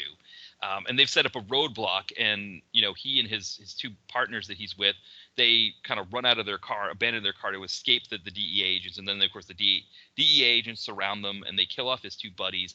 And for him to escape, he just does some Taoist magic and brings these vampires to life, including the gorilla one, who takes them down. And it's just like, like what is, like you're right, like it's so ridiculous that you need the Thai movie as a way to almost ground yourself. Yeah, I mean, it's in, like you were saying, the vampire has a gorilla mask on. Why, I don't know. Yeah, it just kind of makes sense. And when you take that into consideration, where the basically the RoboCop guy has like a kid's, I don't even think it's like a standard issue police helmet. I think it's like a kid's police helmet that you would get from Toys R Us. And he's got the silver shiny outfit, and they just make like I think they're just they stole RoboCop sound effects, but when he's walking, it's obviously that it's not metal. It's just kind of like this kind of fluffy kind of cotton material, and it's and of course, like, he gets killed multiple times. Like, whenever the plot kind of hits like a crossroad, they just will blow him up and then just kind of reset the plot again. Yeah, that's the amazing thing, is that like there's one scene where he's not just like they take out the rocket launcher and they blow him up completely. And it's like, the next thing you know, he's like back in the the hospital ward area there, and there's that guy with the beard who is like the scientist, I guess, who is the head of the project, who just brings him back to life. And it's interesting how he does that. Like, I can't remember what tools he used. Like, I thought he used like a drill and like a some kind of electrical prod thing or something. It's really, like a soldering iron with like a lightsaber soldering iron or something. I don't know what it was. Yeah, it's like Godfrey Ho is just taking everything that he thinks Americans like in movies in the 80s, and he's just like kind of like this kind of like bouillabaisse stew kind of thing, where he's just throwing it all in together. Yeah, but to his credit, when it comes time for the RoboCop to fight the gorilla face vampire, it's awesome. I mean, it's a great action. I mean, it's cheesy. It's got a lot of like sped up and reverse effects and stuff, but it for a movie called Robo Vampire, it gives you your money's worth with a RoboCop dime store version of Peter Weller versus a vampire with a gorilla mask on. Yeah, and I mean, even the Taoist priest was really great martial artist, and they use a lot of the techniques that we think of Hong Kong, like wire work and things like that, and things that, like, when Crouching Tiger, Hidden Dragon comes out, 10 years, 12 years later, everybody's applauding and saying how great it is that this stuff looks so great. And he's using it just sort of the way it was used in Hong Kong at that time, as a way to just sort of like add it in to sort of add a level to kind of almost create like a supernatural feel to his characters, that it looked really nice in a way that you almost weren't expecting anything to look that nice. Yeah, and I think that goes back to his work in the late 70s, where he was a journeyman kind of action director, and his work is spotty, but whenever he had kind of a pretty good action flick like Hard Bastard, that was a good one.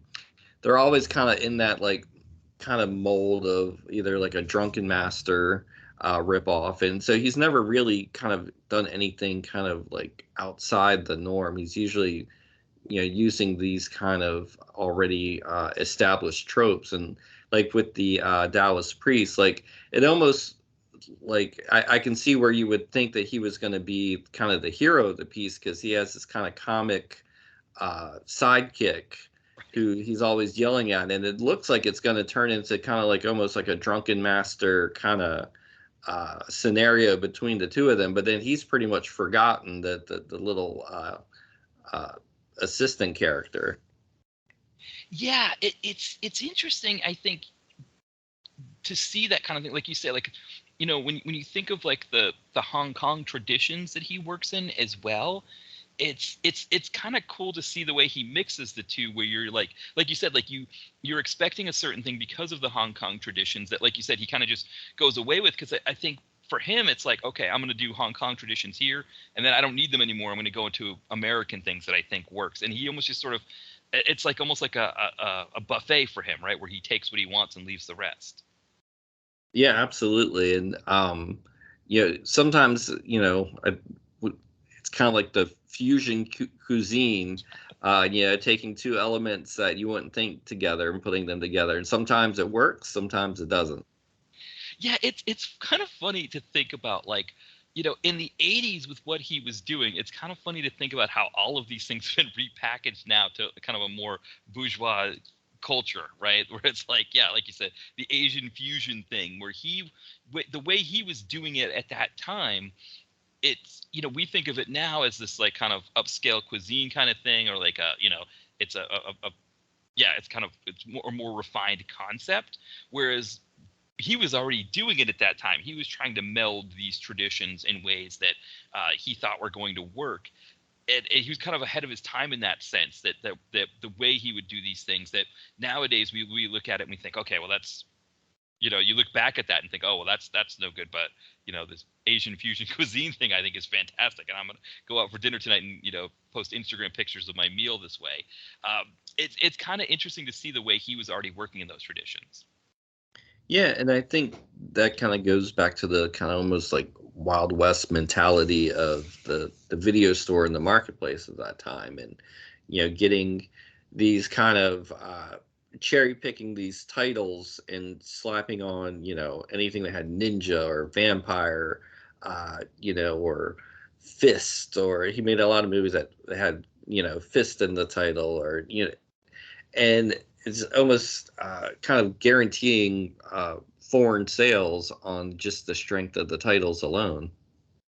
Yeah, it's almost because you're talking about sort of, his initial career, where he's making like kind of sequels to, Bruce Lee movies, or he's making, sort of the kind of the Bruce Lee clone movies, right? Where it's, different actors who are looking like Bruce Lee will kind of make movies in the tradition of Bruce Lee and capitalize on the craze in America, where everybody loves Bruce Lee movies, and kind of get those films in the theater. And he, you almost like kind of looking at his filmography on IMDb, he transitions beyond that, where, in the 80s, when that kind of movie started to kind of, I don't want to say lose its luster, but there was a different kind of action that was starting to take over in the 80s. And he transitions really well, it seems like, into grinding out a different kind of movie, but still making them in the same tradition. Right, and he made them his own, because nobody made movies this way, I don't think. Where it's just this two-headed mix of old and something old, something new, and a lot of times he's selling it to who knows where, because I don't know if he ever would take like a Thai movie and then sell it. Does he sell it back to Thailand, even though people have already seen half of that one movie? I'm not sure, but it's I wouldn't put it past him. So let me check on the IMDb to see what the release dates are. See if they list a Thai release. No, they don't list a Thai release. So you've got like Hong Kong, of course, is the original release point, and then yeah, you just start getting into the different markets: United States, UK, Spain, all of those places. And so yeah, it doesn't list Thailand. It is kind of a worldwide release, I guess, eventually.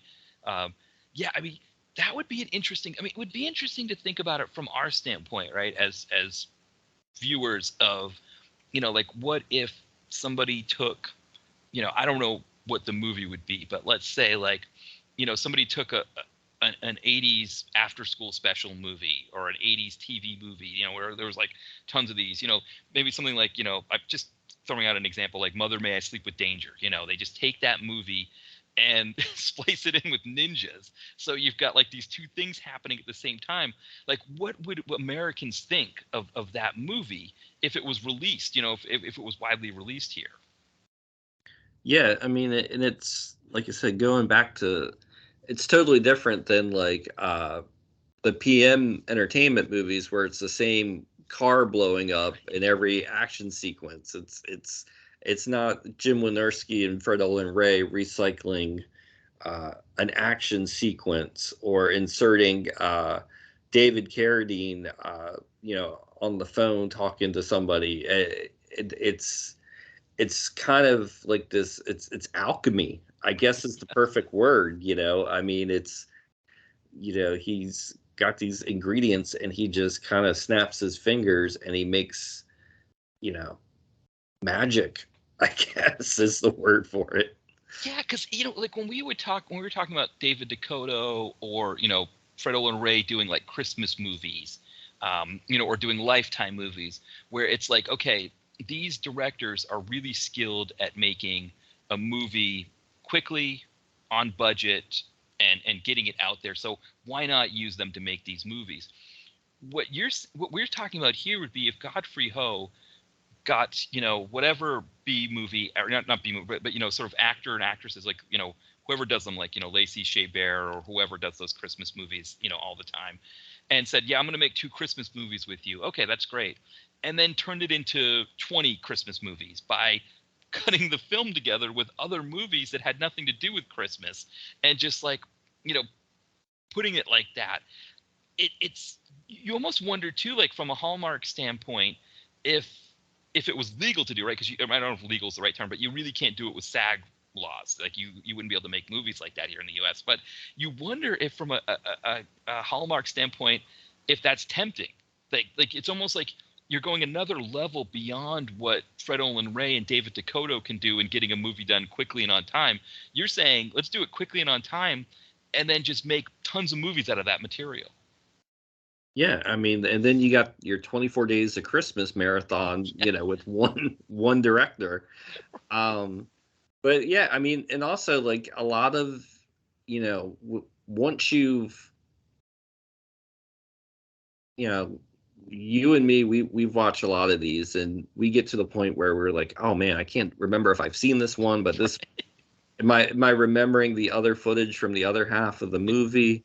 But I think, they were banking on you maybe watching 1 or 2 or 3 of these, and that you might not pick up, okay, in this 16th time, we're going to sneak in the same footage here, or, I think that was kind of the idea. It was like, he's like, come on, nobody's going to watch all of these. And then cut forward to, 30 years later, we're watching them all on Tubi. Right. Well, because, I think, thinking about it, and maybe, this is maybe something too where we don't always think about, is the fact that, for example, the VHS market at that time, it wasn't like VHSs were like in huge supply. The video stores were paying a lot of money for, one copy of a tape, $80, $90 or whatever. And, the companies themselves were not putting out like thousands of VHSs. They would have however many that they had as well. And so you wonder too, like, for example, like one video store might have a few of these movies and another video store might have a few. So you're right. Like you're, and again, the idea is that the video store is looking at it as like, I need content here. I've only got so many movies. And so, for example, ninjas are popular, and I've only got a few of the canon ninja movies here, and they're going to get rented every Friday night. So I need something else, as a backup. And here's Godfrey Ho with 20 movies to choose from. Okay, I'll just choose a few off that list. Right. And, those days, most towns and cities, they had at least 3 or 4 video stores that, when you exhausted the ninja supply, at the one store, you can go down the street to the other mom and pop place, and then they might have one or two of the same titles, but they inevitably they would have this other ninja title, or and then you would just kind of make the rounds until the stock got re-upped. Yeah, and you were always in a position where, as a video store person, if you wanted, so like you see like one ninja movie when Godfrey Ho looks great, but it's sold out. There's not any copies of it right now. Just get the other one, because for you, what do you, especially a lot of the mom and pop, video store owners, they didn't even know what half of these movies were anyway. They were just, this was the business that they were opening. And I mean, I remember the one in my hometown. I remember they never moved to computers. And I remember one of my friend's dad was the one who kind of installed computers in a lot of the local businesses. And he said like they were refused to let him put computers in. So, until they went under, they always did the thing with the receipt was in like carbon paper. Mm-hmm. And so you get the one copy and then they would stick the other copy on a nail. And they had their deals where you get like, if you rented on a Monday, Tuesday, or Wednesday, you could have the movie or video game for 2 days. But I could not see, like, they had a son who was like maybe a couple of years younger than me, but the parents, I couldn't see them, knowing one ninja movie from another, but I could see them thinking like, okay, ninja movies sell here, so let's see what ninja movies we can get. I remember for me personally, I did not rent a lot of ninja movies there. I was renting a lot of horror movies at that time, like Friday the 13th and those films. But I remember with my friends, we started getting into like American Ninja and stuff like that. And I want to say, yeah, I mean, the people that ran those stores, they didn't know anything about ninja movies. They were just like, how many movies can we get with that title in it? Yeah, and I think it's important too, like when we say, so much is made about the word content now, and I mean, it's just movies. It's all that it is, and that's what it was like. For these video stores, they needed content. You can't go into a video store as a customer, and the worst thing that you could see in the 80s was a bare shelf. Because that said, oh God, this place has nothing. You needed something on the shelf. Now, whether it was something watchable, whether it was the artwork, was eye catching or whatever, you needed something on that shelf. And like I said, a lot of the places, like they always, I think later on in like the, once you talk about the blockbusterfication. Everything started becoming kind of like uniformed and alphabetized. And in the early days of at least where I frequented, it was just kind of a hodgepodge. It wasn't even kind of like broken into genres. You would have like one stretch that would be kind of horror. You would have one stretch that would be kind of offbeat, kind of redneck movies. Then like the Smoking the Bandit ripoffs. Then you would get kind of like, kind of the more blaxploitation. And then inevitably there was the ninja movies. It would maybe be like a row of maybe 7 or 8. And I think that kind of, kind of like freeform system, I think there's something to be said for that, where I think, if you go say, oh, I want a horror movie, and you're in just the horror section, you might miss kind of like one of these gray area kind of movies.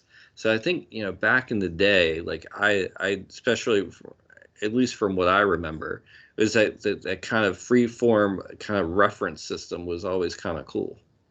Yeah, I think, like you said, with the blockbustification, I don't know if it happened to blockbustification. The idea was that like it was so corporatized, right? And I know one of the things Ty and Brett talked about was that when Blockbuster would come in and take over an area, they would sometimes buy the stock from the mom and pops that they ran out of business, and sometimes you would see some kind of offbeat stuff there. But there was always a sense that you were almost being, I don't know if attacked is the right term, but you were just kind of the big movie, because I guess the other thing too is that by that time the major movie studios had embraced video and embraced, and then later DVD, but they'd embraced video as a way to continue to make money. That when in the 80s, a lot of the big films, I mean, I remember it was a huge deal that E.T. was finally released on VHS.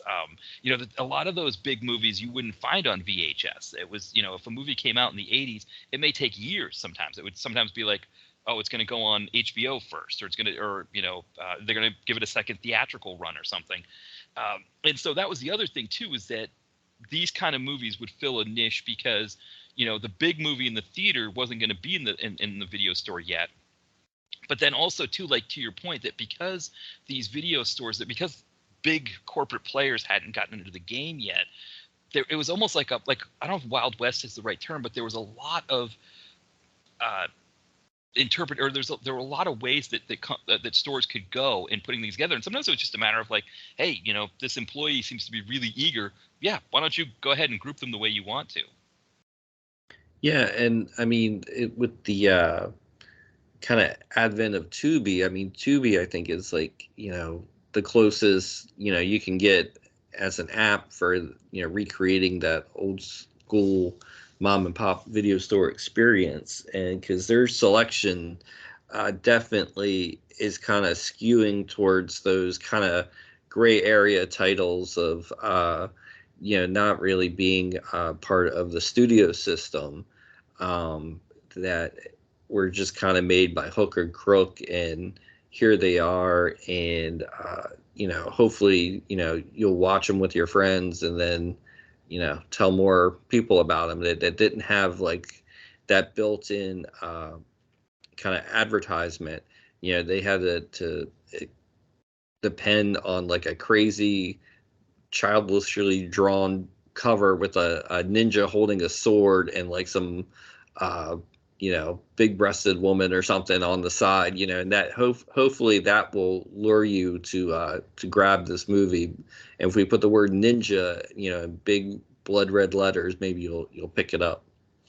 Yeah, and Tubi is great because Tubi has a lot of these Godfrey Ho movies. They have all the movies that we've talked about are on Tubi. They have a lot of the sword and sandal films from the 80s that were kind of sort of trying to work off the Conan the Barbarian success. A lot of those really great ones, Beastmaster movies, Deathstalkers, all those are, other ones. And yeah, when you see the covers, a lot of times it feels like they're taking the VHS cover for the thumbnail.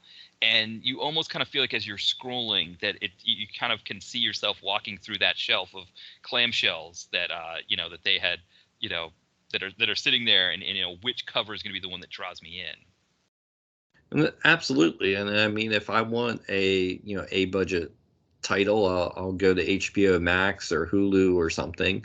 But most of the time I spend just adding movies to my Tubi cart, and I don't know when I'll have time to watch them all, but that inevitably there's always, whenever that says recently added, there's at least 3 or 4 I add, and then it'll be you might also like, and I'm like, well, yes, I might also like that, and then I add that one, and then next thing you know, you got 300-400 titles in your queue. Yes.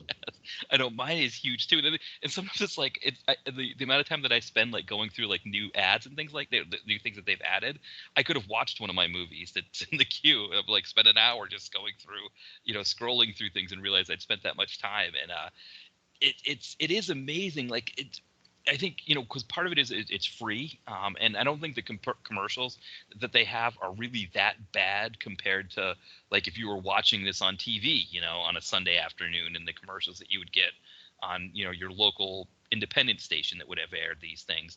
I don't think they're any worse than that, and it is kind of amazing. Like, yeah, I think originally Netflix Instant was kind of like that, and then suddenly Netflix turned into its own thing and got rid of a lot of those titles, and so it's been nice to see them all brought back on Tubi.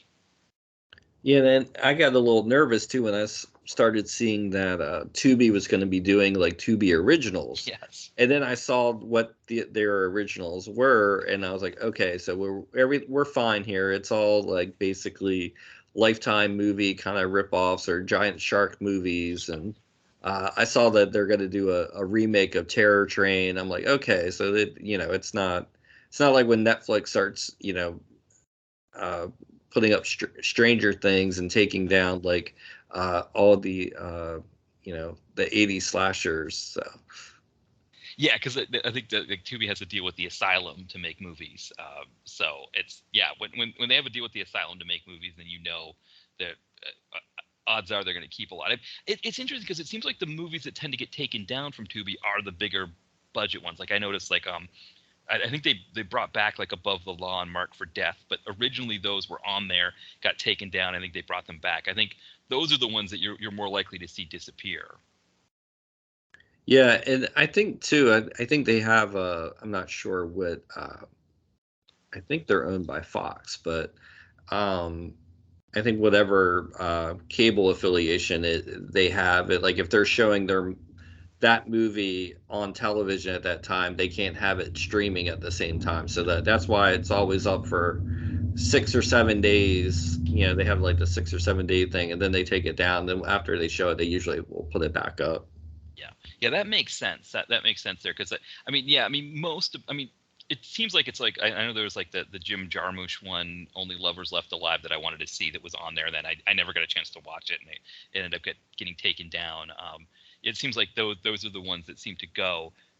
Whereas like the Godfrey Ho movies, I mean, I think they've been up. Actually, I think they've added some since. But when we did the podcast on Ninja Silent Assassin, that was 2 years ago, and I think they've just added more Godfrey Ho since then, as opposed to taking any down. And then I know Wu-Tang Collection has the whole Godfrey Ho collection on there. They have, I think they have their own YouTube channel too, but like I know Wu-Tang Collection is kind of on my Vizio television, so I've seen a couple of his just through osmosis, turning it on, and that's kind of the cool thing too with like Pluto and I don't know if this generation has that like experience of like stumbling on something on cable and watching that first half of a movie and then catching up with it later, like maybe 2 weeks later, to see the whole movie. But that's how I saw a lot of movies growing up. It's just kind of catching them here and there in cable, and then finally you get like the whole picture. And I think that kind of upbringing helps when you're watching these Godfrey Ho movies, because you have to remember, okay, what happened in this one part? Okay, now it's like doing math. You just kind of like keep the remainder and then put it over here and then add it all together up at the end. Yeah, for sure. I mean, I remember in the mid 2000s, I think it was, when my friend and his wife first got DVR, and we were watching Boa versus Python, and I remember there's a scene where this like the main character, she's like doing this like hold your breath challenge with this other guy, and then I think she like shows him her boobs or something like that, and then like he like freaks out, and like the look on his face when he freaks out was hilarious. And my buddy's like, yeah, well, let's just watch that again, and he rewound it. We were like, what did you just do there? And it changed everything, because you're right. It was like if you came home in the middle of a movie, then it was like, when is this movie going to be on again so I can watch the beginning of it? Whereas nowadays it's like you've got like so many different ways. You can see it on demand. You can just go through and do a search on the cable box, and it might find the new one. And then like with DVR, you can see like, okay, I can just set this to record it sometime, or I can pause it and come back in a few minutes when because I've got to go do something. It is a unique way. It's a unique kind of understanding of the movie of watching TV shows and movies that I think you're right, that younger generations don't quite have. And I think the generation before, they had like where the movie house would play just one movie all day. So if you came in, you would catch the end of the movie, and then you would stay through all the previews and stuff, and then see the full, what you missed, and then leave. So I think it's kind of, that tradition's always kind of been there. But like I said, when you got so much content at your fingertips now, there's something to be said for like, stumbling on something and be like, what the heck did I just watch? Yeah. I hope I catch the first half again. Yeah, because I think you're right, because it's like, with the video store or even with Tubi now, where you're paging, it really is about like what the cover is, who's in the movie, who directed it, that kind of thing. Whereas you don't discover a new director or a new film, or something that doesn't have any names attached to it, the way you would if you're just flipping through the channels. I mean that's how I discovered PM Entertainment, was when I just having cable and just like flipping through the channels, and then I think we got like the Encore Action Channel or something like that, and it's like, oh, these movies are fantastic. Like where and I wouldn't have thought. I mean, I guess some that had like Don the Dragon, I would seek that out. But for the most part, I didn't know who Gary Daniels was. I'd never heard of him, and it's like, who is this guy? This is fantastic. But you're right. I wouldn't know, like, without stumbling upon it and knowing who he is, I wouldn't like be like, oh, this movie's got Gary Daniels. I've never heard of him, but I'll just watch it. With so much content at your fingertips, it's almost like you have to make those decisions based on like who you like or who you already know you like or something like that. Right, and to your point about the knowing about certain things, what you're kind of getting into. It's like when you stumble onto something that's new, you're kind of have that like fight or flight decision. It's like, oh, do I stick with this or do I turn it? Whereas with all these titles at your disposal, like we keep adding these movies, and maybe we would have just watched one of them if we had just caught 5 minutes of them.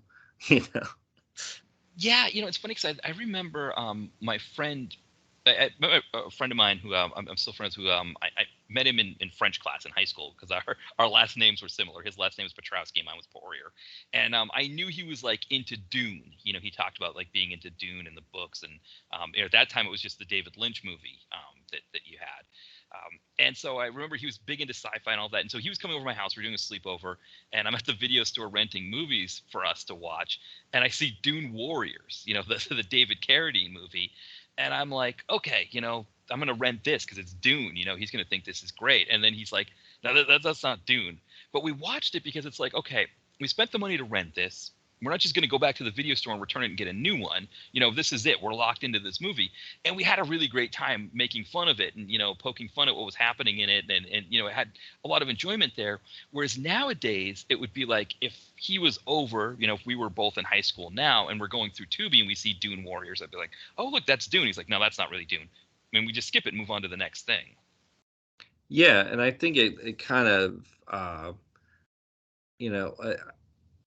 I going into it, I know kind of what movies I like. I know what movies I want to watch.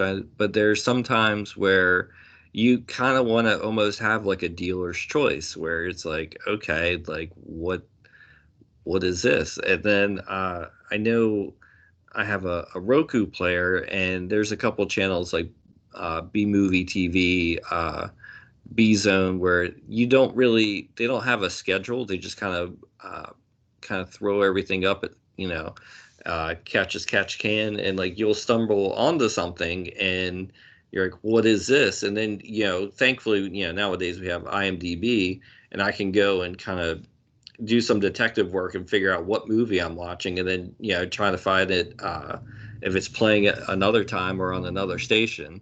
But I think there's something to be said for that sense of accidental discovery, if you want to call it that.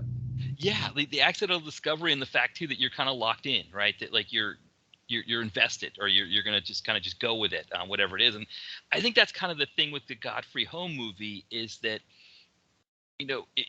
for the people watching it, you've got to almost just go with it, right? You've got to just kind of just let Godfrey Ho take you where he's going to take you. The same way, kind of like you said, like you're watching this streaming site that kind of is playing. They're not playing the movies on demand; they're playing them live, and you just come in and you just kind of see what that is, and you just go with it. Yeah, and I mean, it often when you watch a Godfrey Ho movie, it feels like somebody's changed the channels, or you sat on the remote. Right? Okay, why is it now a vampire movie, or why is it now a kidnapping drama? But yeah, the way he works, it's almost like channel surfing cinema. Right, right. It's like watching Mitchell on MST3K. We're like, wasn't John Saxon in this movie? And it's like, yeah, like wasn't Richard Harrison in this movie? Yeah, Yeah, definitely. I mean, nobody really. I don't think nobody made movies like him. I don't think nobody is making movies like he used to make. I think he's just a one of a kind, original, and you know, as many of them I've seen, I've still only scratched the surface. So there's probably plenty more to discover. yeah. I mean, his filmography as a director, he's got 155 credits, which is, I mean, that's David Dakota level, of that, which is interesting, right? When you think about it, that David Dakota is shooting 155 individual movies, whereas, and he's figuring out his ways to make them that way. Whereas Godfrey Ho's he's almost editing 155 individual movies. Yeah, I mean, he's maybe for half of those movies, maybe only contributing 45, 50 minutes of new footage. But when you think about it, a lot of Dakota movies are only they top out 67, 70 minutes. So it's not that big of a difference, I don't think. That's a good point. I never really thought of it that way too, because I mean that's the other thing. I think. I mean, I don't remember Charles Band with Full Moon Pictures. They had a lot of, like, I know the Trancers movies would be like 75 minutes long or something like that. So it's not unheard of. But yeah, you almost feel like with Godfrey Ho that he's got to deliver, nine. I mean, his movies aren't quite 90 minutes, which I think that's a big thing too, right? That's the Roger Corman rule, that you want to be actually 88 minutes or less, right? Because that's, if you get over 88, you got to get an extra reel of film, and you want to stay within 11 or something like that. Yeah, I mean, it's definitely. I don't know how. I like Robo Vampire, and I like uh, Ninja Terminator, but I don't know if I could have gone another reel with either of them, unless it was something kind of really spectacularly bad, or kind of thrown in there. Right. Well, I mean, that's the thing. I mean, I always talk about running times of movies just because for me personally, I like the idea of an hour and a half. And I know, like for example, the new Batman movie is 3 hours long, and it's interesting because it's a completely different film experience, right? To be doing the 3 hour Batman movie or two Godfrey Ho movies, and I haven't seen the new Batman yet. I know you have. It's interesting to kind of just take these different spectrums, and again, if Godfrey Ho is still making movies, it'd be interesting to see what he would have done with Batman, because I don't think he ever did any kind of Batman takeoff, even though he's right in that wheelhouse for when Batman came out and was really big. Yeah, and I think too, it's just almost like mental muscle memory. When you sit down to watch a ninja movie, you're like, okay, like, your brain will start to check out at about the 80-minute mark if it's not, uh, really kind of firing on all cylinders. And with Batman, when you go, you already know that maybe 2.5 hours is already kind of pushing it for the comic book movie. So you need to really sell me on that last half hour that's kind of superfluous. But and I don't think Batman quite did that. I think it's a really good Batman movie, but I think they could have gotten it under at least 2.5 hours. But yeah, but with the ninja movies, I think even Godfrey Ho goes into it saying, like, no one's gonna want a 2.5 hour ninja uh, flick, and besides, I could cut that in half and release two ninja movies and make double the money with it. Right, exactly. Well, that's a good point too, right? Is that, like, I mean, that's kind of the mindset behind long movies, or even like big books, right? Like the publishing industry doesn't like someone to put out a 700-page book because it takes up a huge amount of space on the rack, and you pay what, maybe $20 for it or whatever the going rate is for a paperback now, and you spent it. Whereas if you cut it into two books, you can make those two books 350 pages a piece, and charge $14 for them, and now you're getting 28 instead of 20 for that. That, like, yeah, that it's better to have it be I think, Godfrey Ho's probably in the mindset of making it smaller and selling more. And just to kind of update on the Batman thing, in 1990, he had a film called Catman in Lethal Track. And the description, which of course, anytime you read a description of a Godfrey Ho movie, it's generally not right. But it says one half of the movie follows a guy named Sam and his friend Gus. Sam gets scratched by a radioactive cat in a fight with some wacky drug addicts and achieves amazing superpowers. And then the other half is about a whole bunch of Asian people that are just beating each other up for no reason, including a tall guy with an eye patch and a woman that looks like a man. They have no purpose in the movie. Well, see, this is a person who doesn't get Godfrey Ho, right? When they say they have no real purpose in the movie, they just seem to be thrown in. That's again where you get these summaries. It's like, does this person get Godfrey Ho or not? Yeah, I mean, I was already sold on got bit by a radioactive cat, so I mean, I'm already on board. Yeah.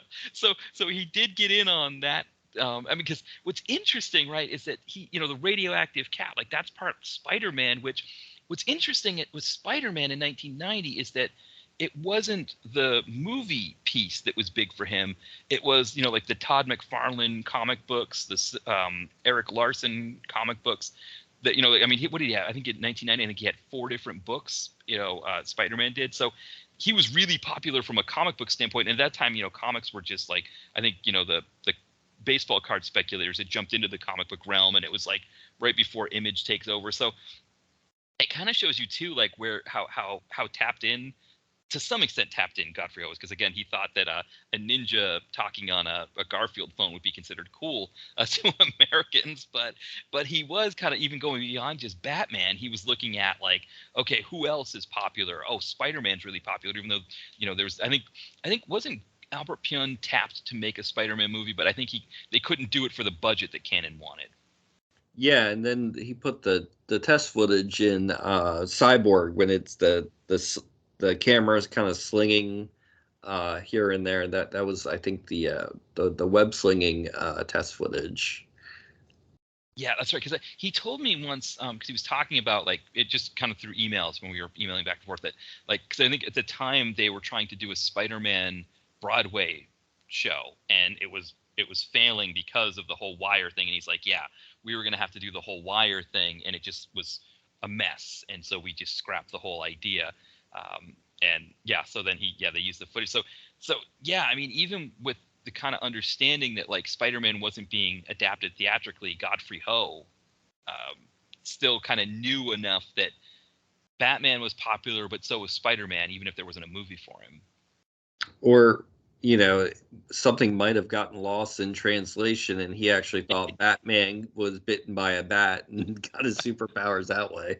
Right, which is very possible, right? Because we think that might have been how COVID. Well, I guess COVID was maybe through eating bat meat, but like there's bats tend to. I think they probably knew. I think in China, that's kind of an understanding, is that bats carry diseases, and you don't want them around because if they bite you, and so that would actually make perfect sense to him that you do that. Yeah, I mean yeah, I don't know if they added like a Robin character that was bitten by a radioactive robin or not, but maybe that they saved that for the sequel. No, it sounds like he has a friend, and so I don't know if the friend was Robin-like or how that worked. But I mean, the cover looks great. I mean, I'm kind of curious. I'm gonna check on YouTube to see if it's available, because it's not listed as available on IMDb, on any of the usual suspects there. But yeah, and I who knows what I'll find if I type in Catman Lethal Track. Oh, there it is, Catman Lethal Track. Okay, let's see if it comes up. Oh yeah, it looks like it's on YouTube. Oh, wow. Oh, Wu-Tang Collection has it. Okay. Oh wow. Okay. Cool. Yeah, so Wu-Tang Collection on YouTube has it. So yeah, definitely something to to look forward to. I mean, it looks just like looking at the footage of it. It looks like it could be a lot of fun. Well, awesome. I might that might makes my movie watching plans a little easier tonight. Yes, yeah. It is amazing how we're just kind of like, well, he never really did this, and then you go through the filmography and it's like, oh no, actually he did do that too. Like he just kind of hit all of the spots of what he thought was popular in America at the time.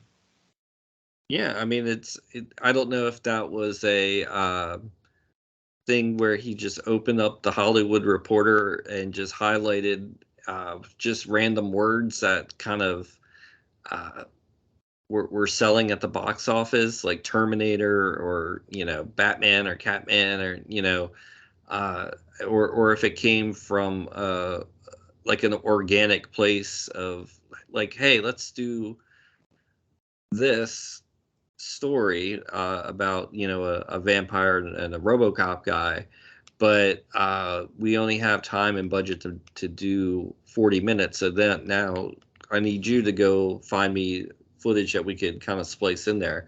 I like you said, I don't know if it was the chicken or the egg, or but I think in either scenario, I think the audience won out. Right. I would agree with you there. I think whenever we get any of these kinds of movies from him, it yeah, I think I don't know. Yeah, it's amazing. It's that idea that you've just got to kind of sit back and enjoy it. Like, just don't expect a certain thing from his movies. And I think, like you said, once you've seen a few of them, it's almost like, okay, because I think even when I read my first review of the first time I reviewed a Godfrey Ho movie that was one of these types, it didn't make any sense to me that there was this other story going on there. I was like, he's just wasting a lot of time with this. I want more ninjas. Give me more ninjas. And then I discovered that no, he's doing this on purpose. That he's cutting two movies together. And I almost kind of am not so like upset that I'm missing the ninjas as much. Well, it's easy too because I mean, before IMDb, uh, you couldn't really connect the dots because he's used so many pseudonyms like Joe Livingstone and Bruce Lambert, and I think Joe Livingstone was credited for Robo Vampire. Mm-hmm. So it's like, man, this Joe Livingstone, he doesn't, he directs awfully a lot like that Bruce Lambert guy, and then all of a sudden, IMDb comes around, and you're, oh wait, it's the same guy. Okay, because Yeah. you got to think too, the marketplace. You can't suddenly have 40 ninja movies on your shelf, and they're all directed by Godfrey Ho. You got to, vary it up a little bit. Yeah, it's it's a unique difference, right? Like, we think of it nowadays, we think of movies in this sort of completist fashion, right? That's like, oh, I want to do all of Godfrey Ho's movies. I want to do all of Martin Scorsese's movies. I want to do all of Fred Olen Ray, whoever it is. Like, the director is a part of why we want to watch it. Whereas at that time, and it's like you said, like when we were talking about Wynorski and Fred Olen Ray, it was the same thing where it was like, well, we can't have too many Fred Olen Ray movies on the shelves. Like, people are going to think it's a little bit much. That, like, from a video store standpoint, when you're going to look at movies, if 10 movies say they were directed by Godfrey Ho, you might just avoid all of them. You might just say, like, well, this is ridiculous. Who is it? Because it almost has that feel of like, you know how like there was those other kinds of movies, like, I mean, there's the Faces of Death ones, but then there was like, like these like conspiracy theory ones that were like kind of like bad like TV show things that like that kind of stuff. It would almost have that kind of feel to it. Yeah, and it's almost like Godfrey Ho. I mean, that's kind of a name that kind of sticks out and kind of rings a bell. But you've got like these kind of like anglicized names that are just kind of just like again like a word salad, like Joe Livingstone, like Bruce Lambert. They almost feel like kind of like a poorly translated names anyway. So it kind of takes the heat off of them. Like you said, if you get a Godfrey Ho movie you don't like, you might not get another one. But hey, these other guys, and I'm those are the two that stick out. I'm sure he had at least probably 15, maybe 20 different pseudonyms. Oh yeah. If you look, I mean, I see George Hurst, Victor Sears, and you can see, like, for example, like Victor Sears, it's like, I don't know where he necessarily gets Victor from, but Sears, it's like, okay, big company in America at that, it's funny saying big company in America at that time, because I just, thinking about Sears not being a big company anymore, so it's still kind of weird to think about. But another one was George Hurst. So you think of like William Randolph Hearst, as the big, so I think that's probably where he was getting a lot of those from. Is like, yeah, let me just take, something popular and put it together with that or something like that. Yeah, probably looking through the trade paper and seeing the advertisements, and it's, oh, Sears, okay, that looks good. Right. Yeah, and it's interesting because yeah, I mean, even like in Ninja Terminator, you know, it's like Richard, or not just even Ninja Terminator, but any of the movies, like, you know, Richard Harrison's character was always like, you know, Harry, or, you know, Bruce, or, you know, whatever they thought of as the names. And I know, like, when I was doing English as a second language teaching, I would talk to students in Taiwan in particular, and they would say, like, yeah, my first English class with the American teacher or English teacher who was there, they would give us English names, and we would just stick with them. And, you know, you talk to them, they'd be like, you know, Phoebe or Kevin or something like that. And so you almost kind of see like Godfrey Ho like doing the same thing. Like, okay, what are some English names that we can use that just sound very, very English? Yeah, and I think too, like at least with a majority of them, they usually lead off with those Richard Harrison scenes. Very rarely do they lead off with that secondary non Godfrey Ho movie. So at first it kind of lulls you in, like you see Richard Harrison, you see a couple European guys or whatever. It kind of lulls you into like, oh, okay, this is like an actual kind of American production. Then it changes gears, and I think that was important for the video store days, where you kind of you, even though you wanted a ninja movie, you probably were thinking you were getting an American production. And I think that kind of goes on what you were saying with the very kind of like stereotypically like manly man names like Harry, and um I think that was kind of like almost like a bait and switch kind of tactic. Yeah, and again, you know, kind of thinking back to that Dune Warrior experience that I had with my friend, where it's like, from the bait and switch standpoint, it's like, first off, you're getting the bait and switch to get the person to purchase it at the, you know, get the video store to purchase it, or for somebody to go into the theater and watch it. Which, again, I don't know how many of these movies would have been in the theater, you know, beyond New York City and the Grindhouse theaters that were still open at that time. You know, beyond that, I don't know. Like, you know, probably other areas probably had similar theaters, other big cities in the U.S. But you're right. Mostly it's that bait and switch. But then, you know, from the video store standpoint, right? They're probably not even watching the movie to see what it is, right? They're just getting it and putting it on the shelf. And then, yeah, from the viewer standpoint, like, okay, I just saw, you know, Enter the Ninja with Franco Nero. It was fantastic. You know, I want to do more of that kind of thing. Okay, look at this movie here with Richard Harrison on the cover with his mustache. He's got to be fantastic. And then, like you said, you're watching the movie, and the next thing you know, you're like, what are we doing here? Like, what is these two guys taking care of a young boy who's developmentally delayed, and they're trying to make money washing cars? Like, how did this happen? Why is, you know, and why is Richard Harrison like talking on a Garfield phone? But by that point, you've already rented it, you've already got, you know, your pizza or whatever it is that you're doing. It's too late. Now you're sucked in. Yeah, and that goes back to, when cinema was invented, that kind of hucksterism, like, the roadshow days with the kind of the uh like Sex Madness, Reefer Madness, kind of like those kind of we promise you're going to see, these lurid things or whatever, and then they don't deliver, and it's kind of, that same old bait and switch that they've been doing since, the 1930s.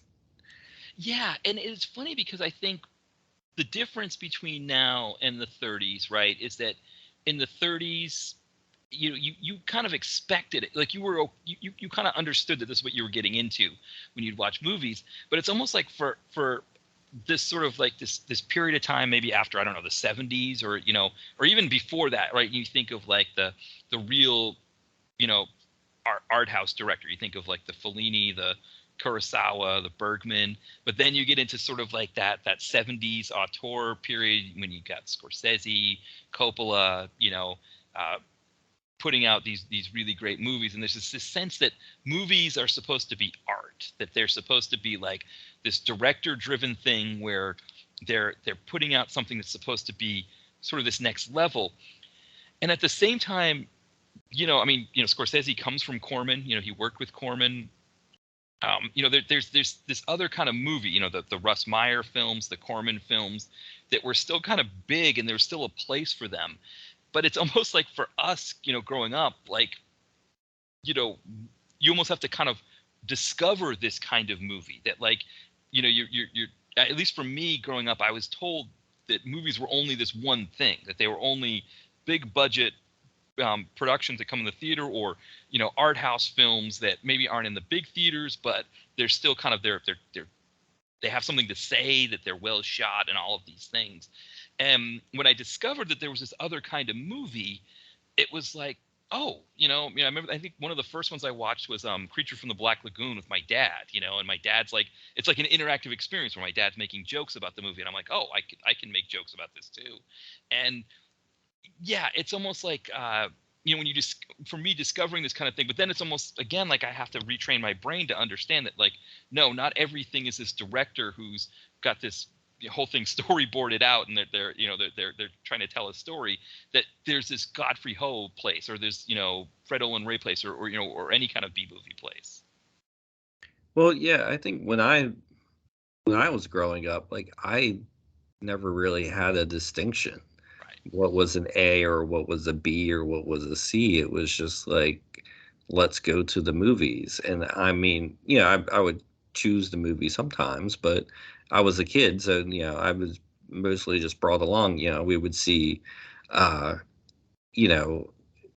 would see Christine, and and then I would see Snow White, and then I would see Star Wars, and then I would see like Baby Secret of the Lost Legend. Right. And it was like, I could distinguish, like, okay, well, Baby obviously sucks because it's got this terrible special effects compared to Return of the Jedi. But it wasn't until kind of later where I was like, oh, that's actually kind of like, no movie is created equal. But at the same time, I never really kind of understood that, hey, that they spent a whole lot of money on this. This is an A movie, or that this is a schlocky kind of horror movie. It was just a movie to me. I was like, oh, but later, once I kind of understood that, I was like, well, these B ones are kind of more fun. I mean, I still watch the latest releases and stuff, but in my heart of hearts, I was like, man, it was kind of fun. When the woman was getting chased by the chainsaw, or the guy was getting kung fu to in the face. So it's just kind of what eventually I gravitated to. Yeah, and it's interesting because watching these Godfrey Ho movies, knowing how he made them, there's almost a sense of like, I almost kind of wonder, because I know obviously I bring up Scorsese because there was the whole thing about him complaining about the Marvel movies, and I think to some extent that might have been a little bit more jealousy. I don't know if jealousy is the right word, but I remember an Entertainment Weekly article he did when he was making Gangs of New York, where he was complaining to Tom Cruise, who was visiting while he was making it in Italy. He was complaining about how he wanted a three-dimensional building, and the Weinsteins were only going to give him the front of the building. And, Tom Cruise goes to the Weinstein and says, hey, why don't you build Marty his building? And they went and did it for him. And it's like that idea, like that Scorsese's like, wow, what if I could make, get, $1 billion to make a movie? I could make something really great. But I wonder too, if there is a certain respect for what Godfrey Ho is doing here. I mean, there's things that happen in his movies, like with the dialogue. I mean, he's completely dubbing over new dialogue over both the footage that he's bought, that he's splicing in, and the footage that he shot with like Richard Harrison. And he's dubbing over this script in a way that fits. Like you never see a situation where somebody says something when they're not talking. You know what I mean? Like there's always like something where their mouth is moving, and yet somehow he's able to make the dialogue fit into these pieces here. I mean, I don't even know what that's like to be writing, watching a movie like, okay, I'm going to have them say this for this part instead. Right. I don't know if he's got like post-it notes all over the editing bay about, the shot list or whatever, but like um yeah, like you said, like it's almost like he's editing 150 movies and then directing. But I guess it all I guess you know what you're taking on. Like Godfather 2, this is the business we have chosen. So it's like I think you just know it just comes with the territory. Yeah, and it is like, yeah, like thinking about like movies like Godfather, it, you think of this as like, okay, there's an like, yeah, like Godfather 2, is like considered like, I think, AFI had it in its top 20, I think, movies of the 20th century, or something in there.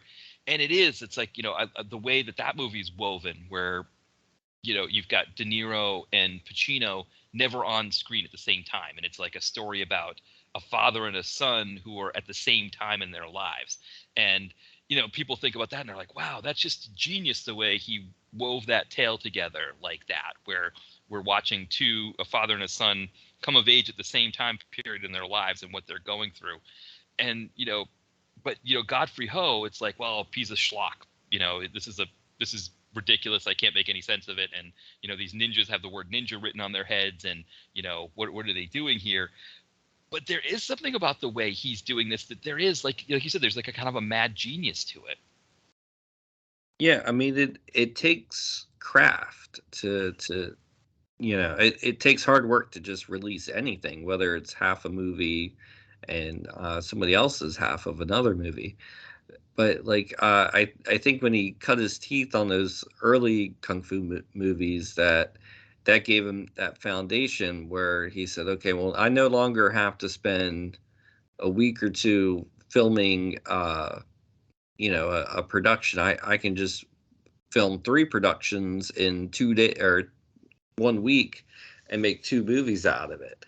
So I think I don't know if it came from the films were already in a library that they collected, and they viewed the films first, or and decided what bits to grab from. But I mean, it's just like anything. You have to be aware of your coverage. You have to be aware of your actors, the blocking. You have to be aware of all sorts of intricate things just to make it kind of fit together. And even when it doesn't fit together, it takes a lot of balls just to release it, like when it's not working.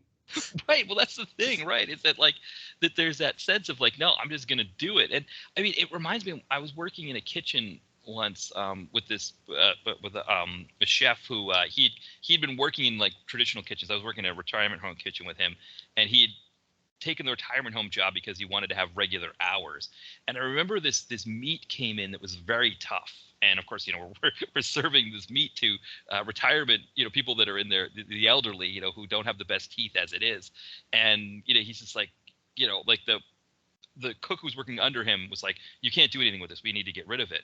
But he was able to like braise it in a way that made it nice and tender and actually really good. And it's almost kind of like what Godfrey Ho is doing. It's like, here are these movies where it's like, other people are saying like, you can't do anything with these movies. They're just, useless. But he brings in Richard Harrison as the braising liquid, maybe, I guess is the way to think of it. He's able to make something out of it. But like you said, sometimes you braise the meat and it still isn't good. Maybe it ends up drying out, or the flavor's not there. And essentially what he's doing is he's serving it to the retirement community, whether it's going to work or not. Yeah, and I guess you're doomed by the ingredients that you have at your disposal. But I think that's kind of rule number one for B movie directors in general, is like, take what's available, make the movie out of what you have and what you know, and then the rest will sort itself out. Yeah, because I mean, it's interesting because when you think about this technique and how it's used in other ways. I mean, I think of that Bad Business movie that like Wynorski finished for Albert Pion. I think is kind of how it happened. And then there's another movie called Final Examination, where Pion is listed as producer and Fredo Ray is listed as director, that shot in the same locations.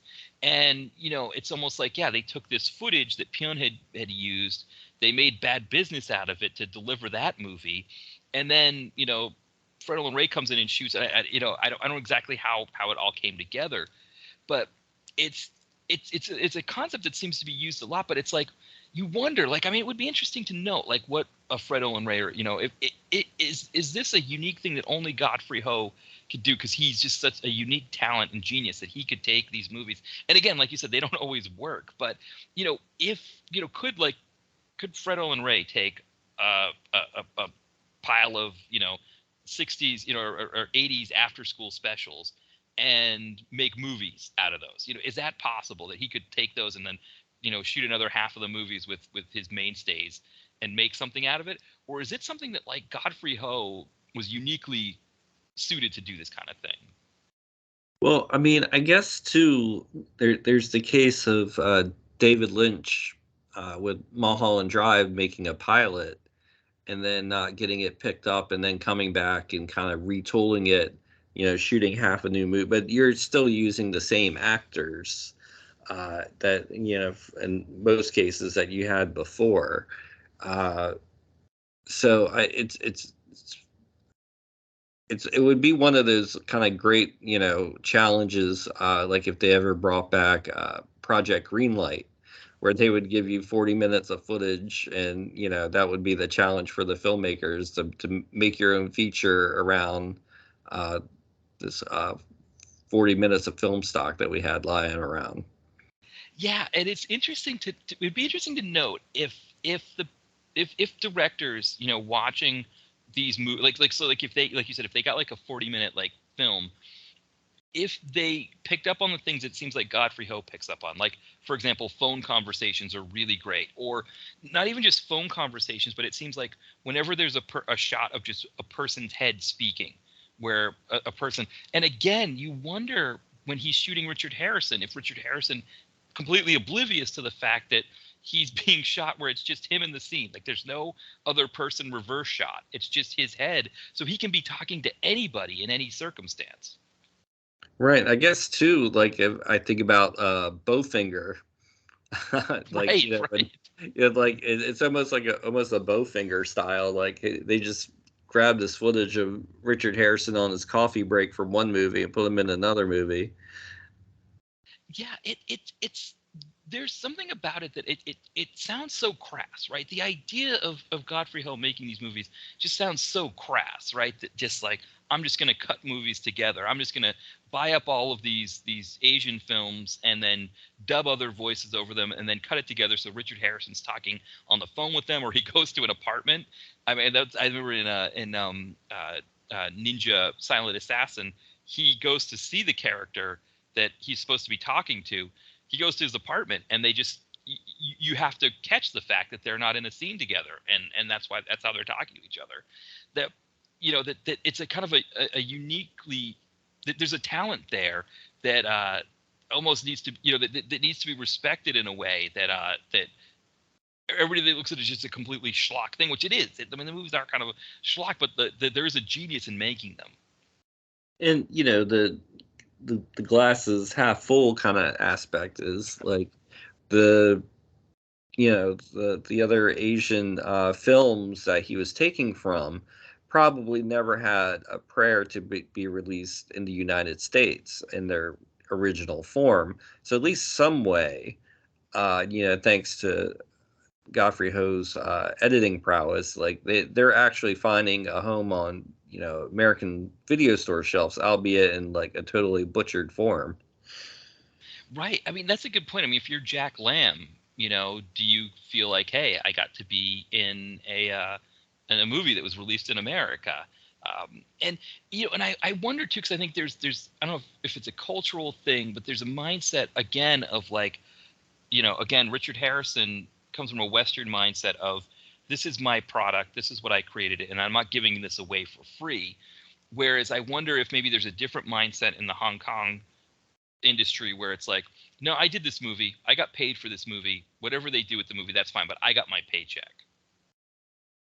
Yeah, and I mean, I think too, just like in every every country and every kind of facet of business, there's always, kind of the highbrow company, and then there's the lowbrow company. There's always the a Toys R Us, but then there, that supplies products from Kenner or Hasbro, or these name products. And then, like, when you go down to the boardwalk or whatever, you see these little kind of knockoff, ninja fighter action figures are supposed to be like a Ninja Turtle.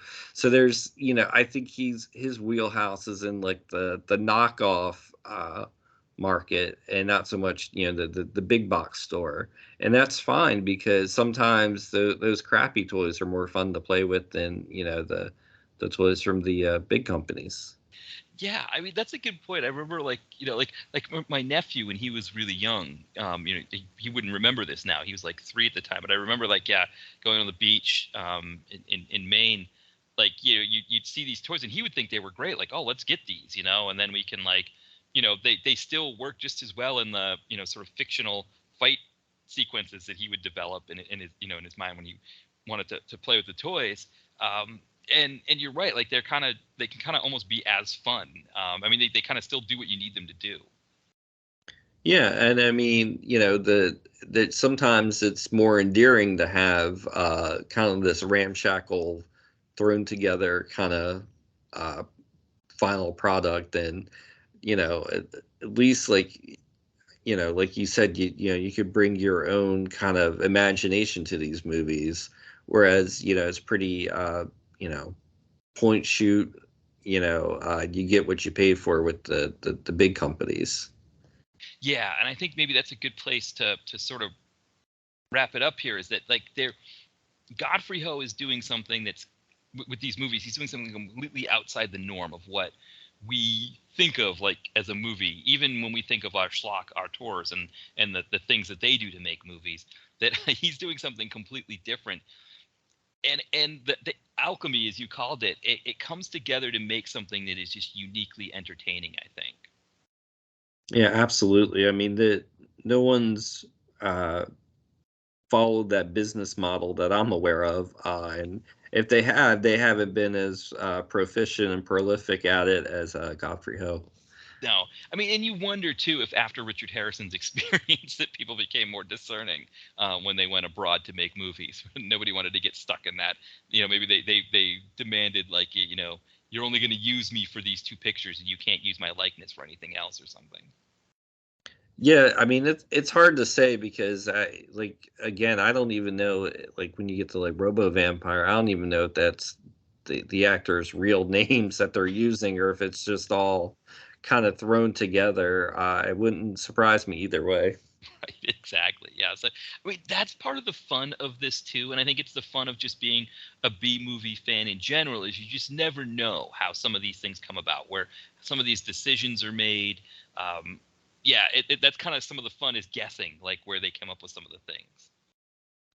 Oh yeah, totally. I mean, you know, even when like kind of where one movie ends and one begins when you're watching a Godfrey Ho movie, you just kind of have to kind of marvel at some of the decisions that were kind of creatively made to get from one to the other. And that's why I think, Ninja Terminator was kind of a good choice, because it almost, I'd say about 90% of the time it gelled and it could function as a regular quote unquote movie. And I think Joe Average moviegoer that rented it would have been like, hey, that was a pretty good ninja movie. Let me rent another one. And whereas Robo Vampire, even though it kind of is kind of a chaotic mess story wise, it's entertaining from start to finish. Right. I think they're kind of, yeah, like you said. I think if you were especially a kid in the '80s going to want to watch a ninja movie, you might even think Ninja Terminator was awesome. You might be like, hey, this was really cool. Whereas like Robo Vampire, you're watching that probably and just being like, what? Like again, like why is the vampire a gorilla now? That kind of stuff. Yeah, and I mean, I definitely know the kind of viewer I am. Like, when I don't see that every day. I don't see, so when I see something that outrageous, I appreciate it, and then I kind of clamor for more. Yeah, I'm the same way. I think again, it maybe goes back to that Hanna-Barbera thing where it's like, do you need a Scooby-Doo canon, or do you watch Scooby-Doo and just be like, this is ridiculous? Like, oh, here's Batman and Robin just out of nowhere, or whatever, happens. It's like whatever Hanna-Barbera throws at me. And I think that's kind of the same thing with the Godfrey Ho movies, where it's like whatever he throws at me, I'm curious to to see what it is. Yeah, and I mean with the whole Scooby Doo thing, I mean it's so generationally removed from the original. I Right. mean, it's been about 4 or 5 generations, I would say. So it's it's only a matter of time before they're going to do something new, and uh, and for anyone that's really kind of upset by the way that they're portraying it, oh, you got 50 years of Scooby-Doo movies you could watch Right. and enjoy. You don't have to go out and watch that one. So it's kind of a but I guess every fandom's like that, from Star Wars to Star Trek. Whenever they try to get inclusive about something, everybody gets up in arms. But like if you don't like Last Jedi, just go watch Empire Strikes Back for the 1400th time. Right, exactly. Well, what's crazy I think about Scooby Doo is that I think Hanna Barbera have almost like a Godfrey Ho mentality when they made things. I think they tried to rip off whatever they could. I mean, Banana Splits. I mean, that's just like let's do Sid and Marty Krofft and just throw our own sound effects in that we used to do for for our cartoons with that. And they almost had like kind of a bouillabaisse thing too, like whatever's popular, let's just throw it in here. And it was like I think originally Scooby Doo was supposed to be geared for teenagers, but it's like, what are you gearing towards teenagers when you're having a talking dog? And then like every time I would watch an episode of Scooby Doo, I just think about the old one where it's like, I'm like, what are they doing to solve this mystery? Like they're just like running around and getting chased by something, and then it's like the 23-minute mark, they just pull the mask off from like, this is who the bad guy was, and it's like, how did you even get there? Like I don't even know where they were. So yeah, it's like you said, like you've got 50 years of Scooby-Doo, where I almost feel like all of the iterations post the original one, they were trying to kind of make something cohesive. Like they were trying to have like real mysteries to solve and have like real stories and things like that. But the original one, there's no canon there. Like it's whatever you want to make Scooby-Doo. I think Hanna-Barbera was like, make it whatever you want. Yeah, and then they kept ripping off all, with Jabberjaws, and it's like, let's try Scooby Doo but with a shark, or like with uh, the one there was a blue dog, and I forgot what that was. I forgot what that was called, but like they just kept ripping themselves off, and I think that's something that Godfrey Ho would be proud of.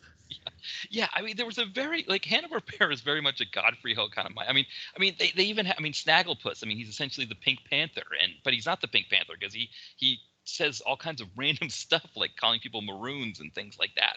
But he looks like a Pink Panther, so I guess if you're a kid at the store, if you're watching something on TV, you're like, oh, it's a Pink Panther, I'll watch that. Yeah, it's kind of a similar thing where you just take whatever is popular and just turn it into something else.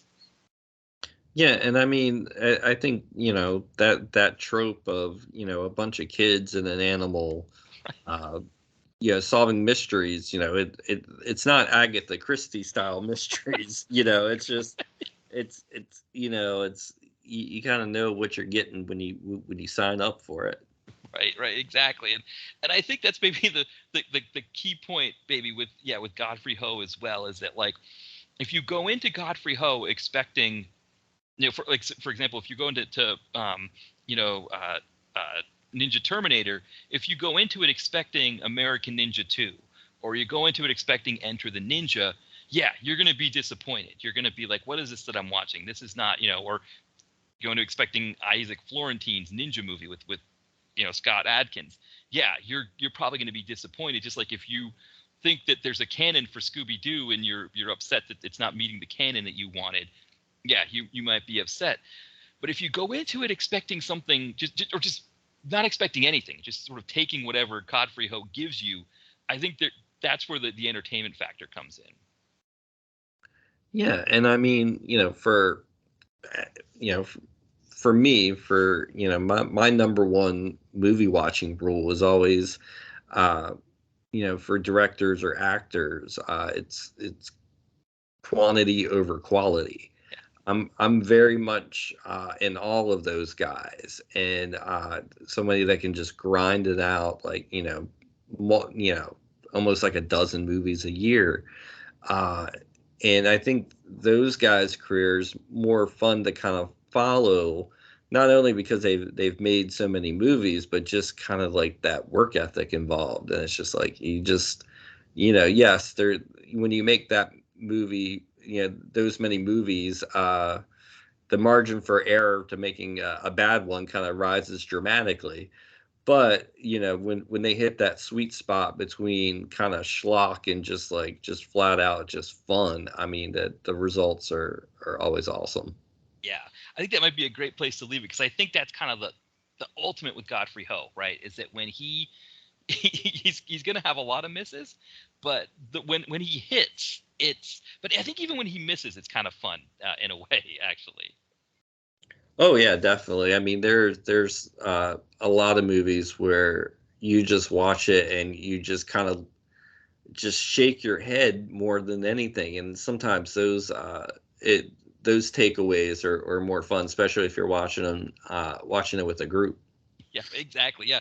And one thing I've always thought about too, I think I'd mentioned this when I had John on when we were talking about we were talking about Ninja Silent Assassin, is that, if you're having a ninja movie night, with people, if that's kind of, if you have a few people over and you want to watch a few ninja movies, I think it's always kind of fun to slip one of these in, because it is such a unique experience. And I think sometimes people that have, if the other movies in the night are like, Enter the Ninja or Pray for Death, or, some of those canon classics with Sho Kazugi, or some of the more modern ones like with Scott Adkins, you think like, okay, that's a ninja movie, and then here's Ninja Terminator. What are you going to do with this? And the people who've never seen one before, it's always kind of interesting to think like, okay, this is what you're experiencing here. Yeah, I mean it's almost like going from like a Van Gogh to like a kid's finger paints at some point, in a museum. But I mean, it's still, it still checks all those boxes. It just does so in a kind of, shall we say, economic manner, either for low budget or just time, or I mean, corners were definitely cut in a Godfrey Ho movie. Yeah, yeah, it's a unique experience, and I think these movies, I think for people, I think probably out of the two we've talked about, I think Ninja Terminator, that might even be like the perfect first Godfrey Ho movie to see if you've never seen any of them, because it does have a good amount of action in it, and it's got Richard Harrison. I don't know what you think, but I almost feel like that's a really good first one. Yeah, absolutely. It makes a modicum of sense. It flows very well. It's action packed. The secondary non-Ho movie is quite worthwhile, and it's got the Garfield phone. So it's hard to beat that. No, you can't go wrong with that. And it is, that Garfield phone is, and of course the Garfield phone, and then the little robot toy from Radio Shack in the '80s as well. Yeah, I can't forget him. Best supporting actor, 1986, I would say. Right, exactly. Yeah. So I think, and I mean, again, they're both on Tubi. I mean, Robo Vampire is a great experience as well. It's just, I almost feel like it could be, you may watch that one as your first one and just be like, what were these guys talking about? I don't get any of this. Well, I mean, like I said, Robo Vampire. You either, I think you kind of have to be kind of almost a fan of those shot on video '80s no budget movies that kind of appreciate just how shoddy the RoboCop costume is. So if you can handle that, and you can handle a vampire that just wears a ape mask that he got from Party City at the half off November 1st clearance sale for the Halloween costumes. I mean, I think you're good to go. Exactly. It's almost like Godfrey Ho raided the Spirit of Halloween store that opened up in the abandoned furniture shop or something like that. All right, excellent. Well, before we wrap up here, Mitch, was there anything that you wanted to plug? Well, I mean, everybody can come see me at www.thevideovacuum.blogspot.com. I'm always on Twitter at the Video Vacuum, and I am working on a new book currently. I don't know when it will be out, but it will be a kung fu themed book, and it will have a chapter on Godfrey Ho. So hopefully that'll be end of the year, possibly. But with the world being the way it is right now, I can't promise anything, but it is a work in progress. Oh, excellent! I can't wait to check that one out because I've got your So let's see, I've got the Bloody Book of Horror, and I think I've got the Expendable Guide to Action, or Unexpendable Guide to Action, that has like chapters on the different guys that were in the Expendables movies. Yeah, that one was a lot of fun to write, especially at the height of Expendable 2 mania. Yeah, so this one I think will be exciting. And for anybody that wants to buy your books, I think the best bet, at least for me when I go, is I go to Amazon and just type in your name, Mitch Lovell, and Lovell has 2 L's at the end, and all of your books pop up there. Yep, that's your one-stop shop. Yeah, and I think, Mitch, one thing that's great about your books, Mitch, is that I think, we were talking about some of these movies here, and I think, we were talking about like streaming movies on Tubi, but I know there's a lot of people out there that like to have like a collection. They've got their collection of Blu-rays and VHSs and things like that. And I think what's great about your books is that they kind of are, kind of fit into a movie collection, so to speak. That like if you're a person who loves horror and you've got a collection of horror movies, I think your book, Bloody Book of Horror, fits perfectly in with that. Or action movies, your Unexpectable Guide to Action, same thing. They kind of fit perfectly in with that. Well, I appreciate that. Yeah, when I have like a themed book, I try to curate as much as possible. I try to give like kind of like best, worst, middle of the road, a little bit of everything, just to give you a taste of that particular genre or subgenre. Yeah, I think it's great because I think it is a good, like you said, like I think we talk about these movies here, and I think sometimes people listen from a standpoint of like a lot of knowledge, like they somebody who's like there's probably people who listen to this podcast who have seen a ton of Godfrey Ho movies, and they just want to hear what we have to say about them to kind of see if we have similar opinions or not.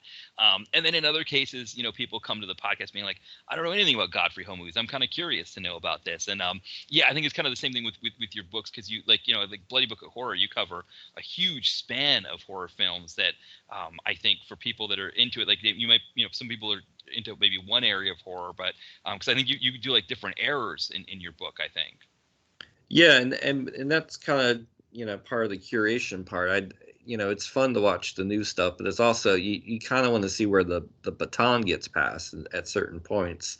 You want to see where a Bruce Lee will inspire the Bruce Lee ripoffs, which then that kind of will go to, well, Jackie Chan is like the guy in the 80s, and then now we go to like a Jet Li or a Donnie Yen, and it's kind of fun to kind of track where it goes, where it started, where it's going, and where it could lead in the future.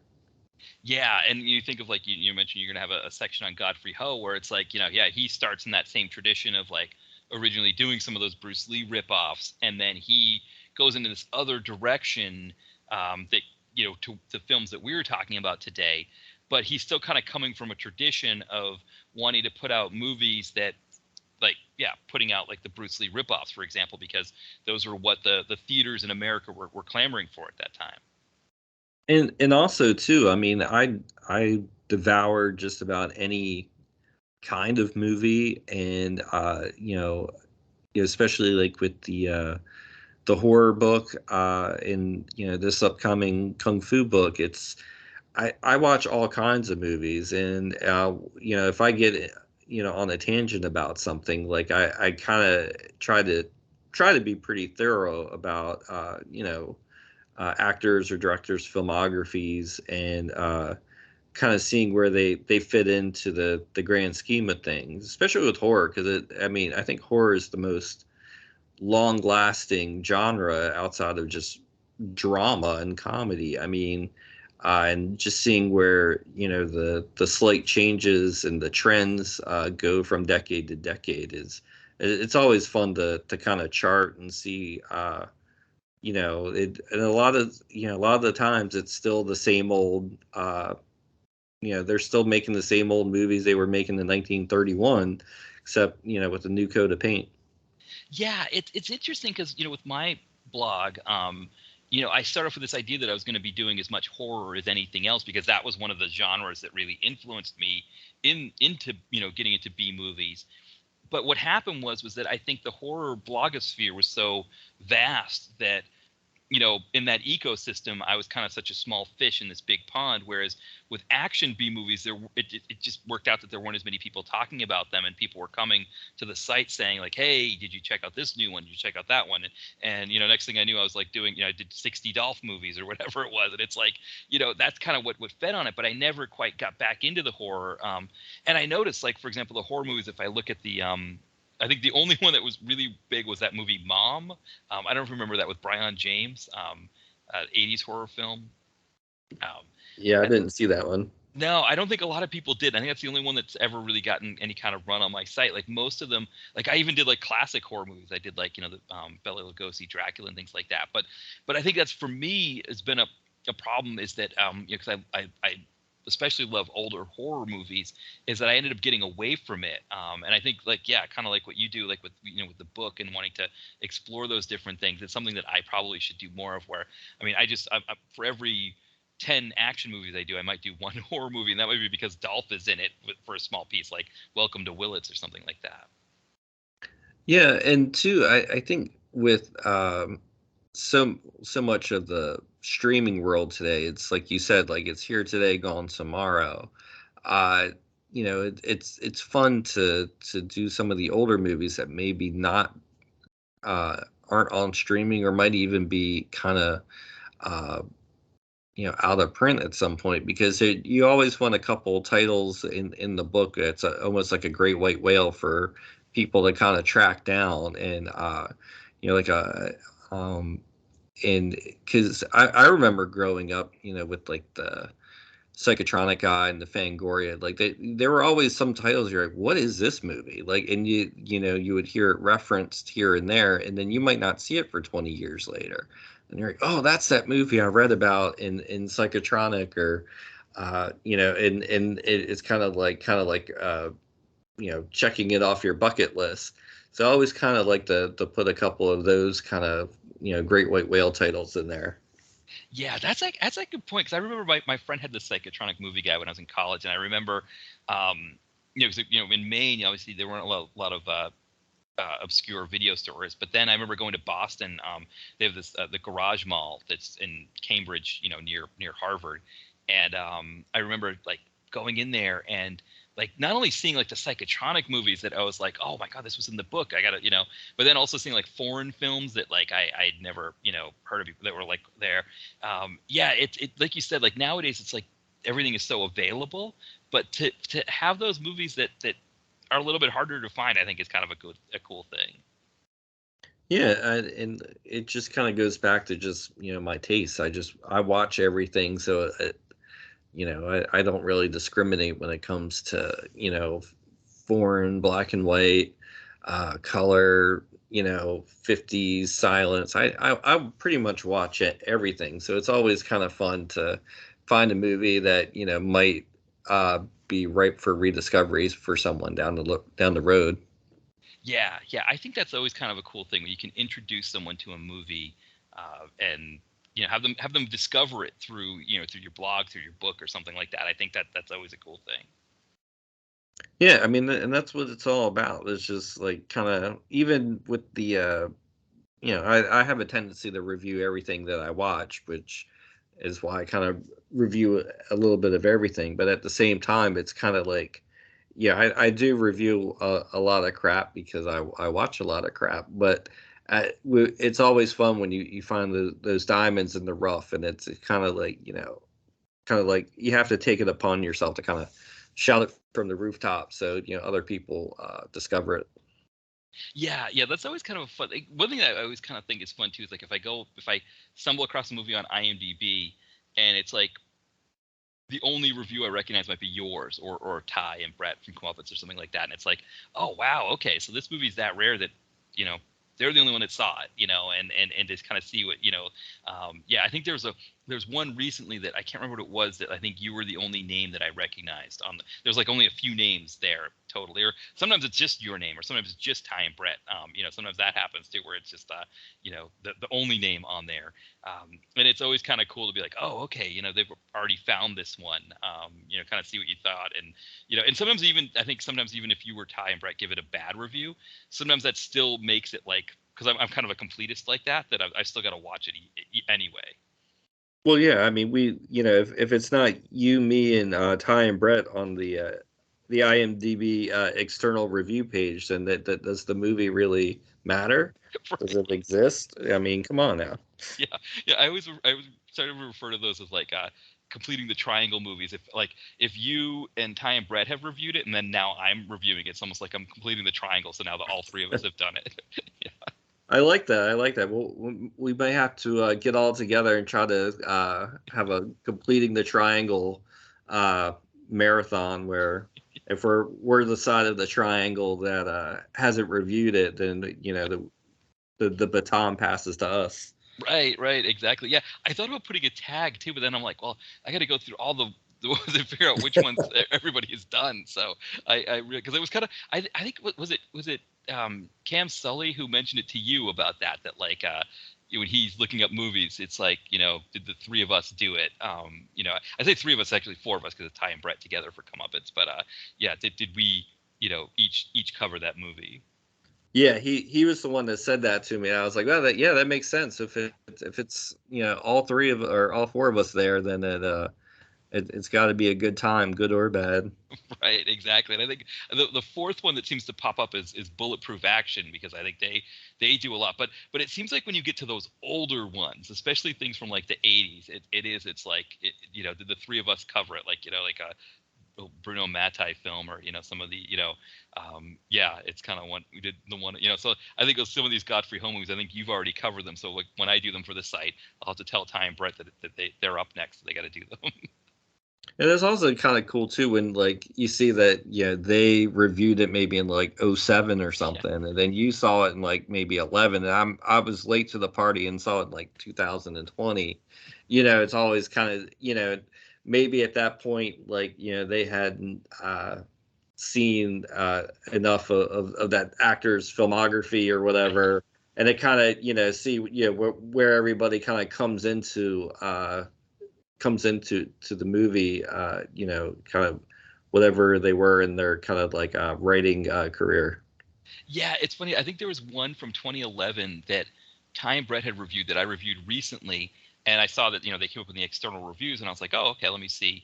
And I saw that I had commented and said, oh, I've got to watch this soon, and soon it ended up being 11 years later. So that's always kind of funny. Like, I didn't even remember commenting on it when they posted it at that time, but I was like, oh yeah, I got to watch this, and yeah, 11 years later, I ended up reviewing it finally.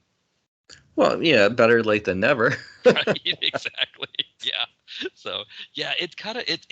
That's what one thing that's great about the external reviews is that we can kind of all see like and I a lot of times if I do a review, like I won't necessarily want to know what both of you thought, or what what each of your site what you thought on your sites, because I don't want to necessarily like have it maybe influence mine, or be like, oh yeah, I didn't consider that aspect of it, because it's I think that's part of it that's kind of fun, is that a lot of times it seems like we kind of have a similar mindset on the movie of like what worked and what didn't, but it is always kind of funny to see too, like if there are things, like if I write the review, I'll go back and look after and be like, oh, we kind of organically came to the same conclusion on some of these things. Yeah, and even when it's fun, when we differ wildly, I mean, it's all good. Yeah, you know. exactly. Yeah, because I think it's kind of all the kind of the fun of these movies, and like you said, because it's funny because I don't catch up on the bigger budget movies as much as I should. It's kind of been a problem for me for a lot of years, and it's always kind of funny because I'll mention a big budget movie to Ty, and he's like, "Oh yeah, I watched that one," and like I know I'll see like on Twitter that you've seen one of those movies too, and so I'm always behind on the big budget ones, but like the low budget ones, it's kind of, and there's also too, like with the low budget ones, there's almost like a sense of like, even if the movie's bad, unless they do something really just like really horrible in it, even if it's bad, there's still kind of a fun to be had with it. Yeah, and I think too with with streaming and everything, especially with like these Godfrey Home movies, like you might have saw one of these movies, a ninja movie on VHS, maybe early 2000s or something, and reviewed it, and then now I'm just catching up to something because I saw it on Tubi, and it's kind of it's just kind of fascinating, kind of like where we all arrive at down the same path eventually. It's how we get there. Yeah, exactly. Because I think like some of them I'll see like you may have done like a kind of a series of movie, or like your review might be packaged in with a group of them or something like that, and it's like you did like a week of a special ones, and that's when you covered that movie, and so that's always kind of cool to see too, like sort of like the context that people put them in. Yeah, and when I would do like those Legends of the Silver Screen, that or I would do like 4 reviews of a certain actor or director, that was kind of like the bare bones kind of inspiration for the books. I was like, well, Yeah. what if I did 10 chapters of these, like, and that kind of is where that kind of grew Yeah. from. Yeah, no, that makes sense, and I think that's always, because I think that's always kind of a fun thing too. Is like, yeah, like, I sort of like, yeah, how you package them, how you explore, because a lot of times that's what happens. Like I might be doing a podcast with Ty and Brett where it's like top 5 of this actor, and then like when you were on with Ty and Brett when you did the Van Damme list, it's like sometimes you just watch a bunch of that actors at a time, and then it's like, oh, I've got a whole bunch of their movies in the can that I haven't reviewed yet. Do I just do like 4 in a row for that one, or do I space them out, and then by the time I get to the review a year later, I have to watch the movie again or something like that? So yeah, it's always kind of a process on like what's the right way or what's the best way to do it. As long as you do it, that's the only thing that I've discovered. I mean, sometimes like I've watched movies in a pack like that, and I maybe didn't see the forest for the trees for like one movie because I was kind of too closely associating it with these other movies he made in a period to like, okay, well, you come up on something again, you're like, oh well, I should have appreciated that because he was trying to do something different or whatever. So it's sometimes it can kind of backfire you when you're doing like these like huge runs at some people's filmographies, but I mean, you can always write another review about it if it changes that drastically. Yeah, that's a good point too. That's the thing, right? Is that we're not like, it's not like we're doing this for some big company or something where we have a boss telling us how we got to do it. Yeah, we can. We're all doing this kind of as a hobby. So how you kind of make it what you want it to be. Yeah, and I mean that's what I always said, I'll stop doing it when it stops being fun, and I haven't reached that point yet. Yeah. No, me neither. I had the hiatus for 4 years and I've come back, and I think that was my worry when I came back from hiatus, is that like, am I going to be able to stick to it? Am I going to be able to keep it going? And I think so. There were some hiccups, especially last year, but it seems like it's back there. But yeah, I think it's the same thing. It's like if you're not having fun with it, especially when it's a hobby like this, then it's not worth it. It's not worth it to keep grinding it out. Yeah, and I mean, it's so much easier now because like we talked about the streaming, you got everything at your fingertips, and if you are pulling together reviews for a book or a certain theme week that you're doing, you just search the title and then boom, you've got all your choices are right there. So it is kind of easier now to compile and the old days, I'd have to go to thrift stores and just hopefully somebody had gotten rid of like their Gary Daniels collection, and then go from there. Yeah, that's the thing, right? Or you have to get them on Amazon, get the VHSs sent to you, and hope that it's in good enough shape and all that. Yeah, now it's just like fire up Tubi and hit the search bar and see what you get. Yeah, and I mean I still like the VHS. I still have a VCR and a VCR in backup in case that VCR breaks down. But right now I'm kind of at the mercy of the streaming gods right now. So I don't really mind it because, like I said, I found a lot of stuff I might not have seen otherwise. So I mean, I think you just got to use all the tools that are at your fingertips, and just go where the chips fall. Yeah, I think maybe that's the perfect place to leave it. But Mitch, thank you for coming on. I think obviously we'll kind of figure out where we'll go next for the next episode. But it was great having you on, and a great conversation. Appreciate it, man, as always. All right, thanks everybody for listening. Talk soon.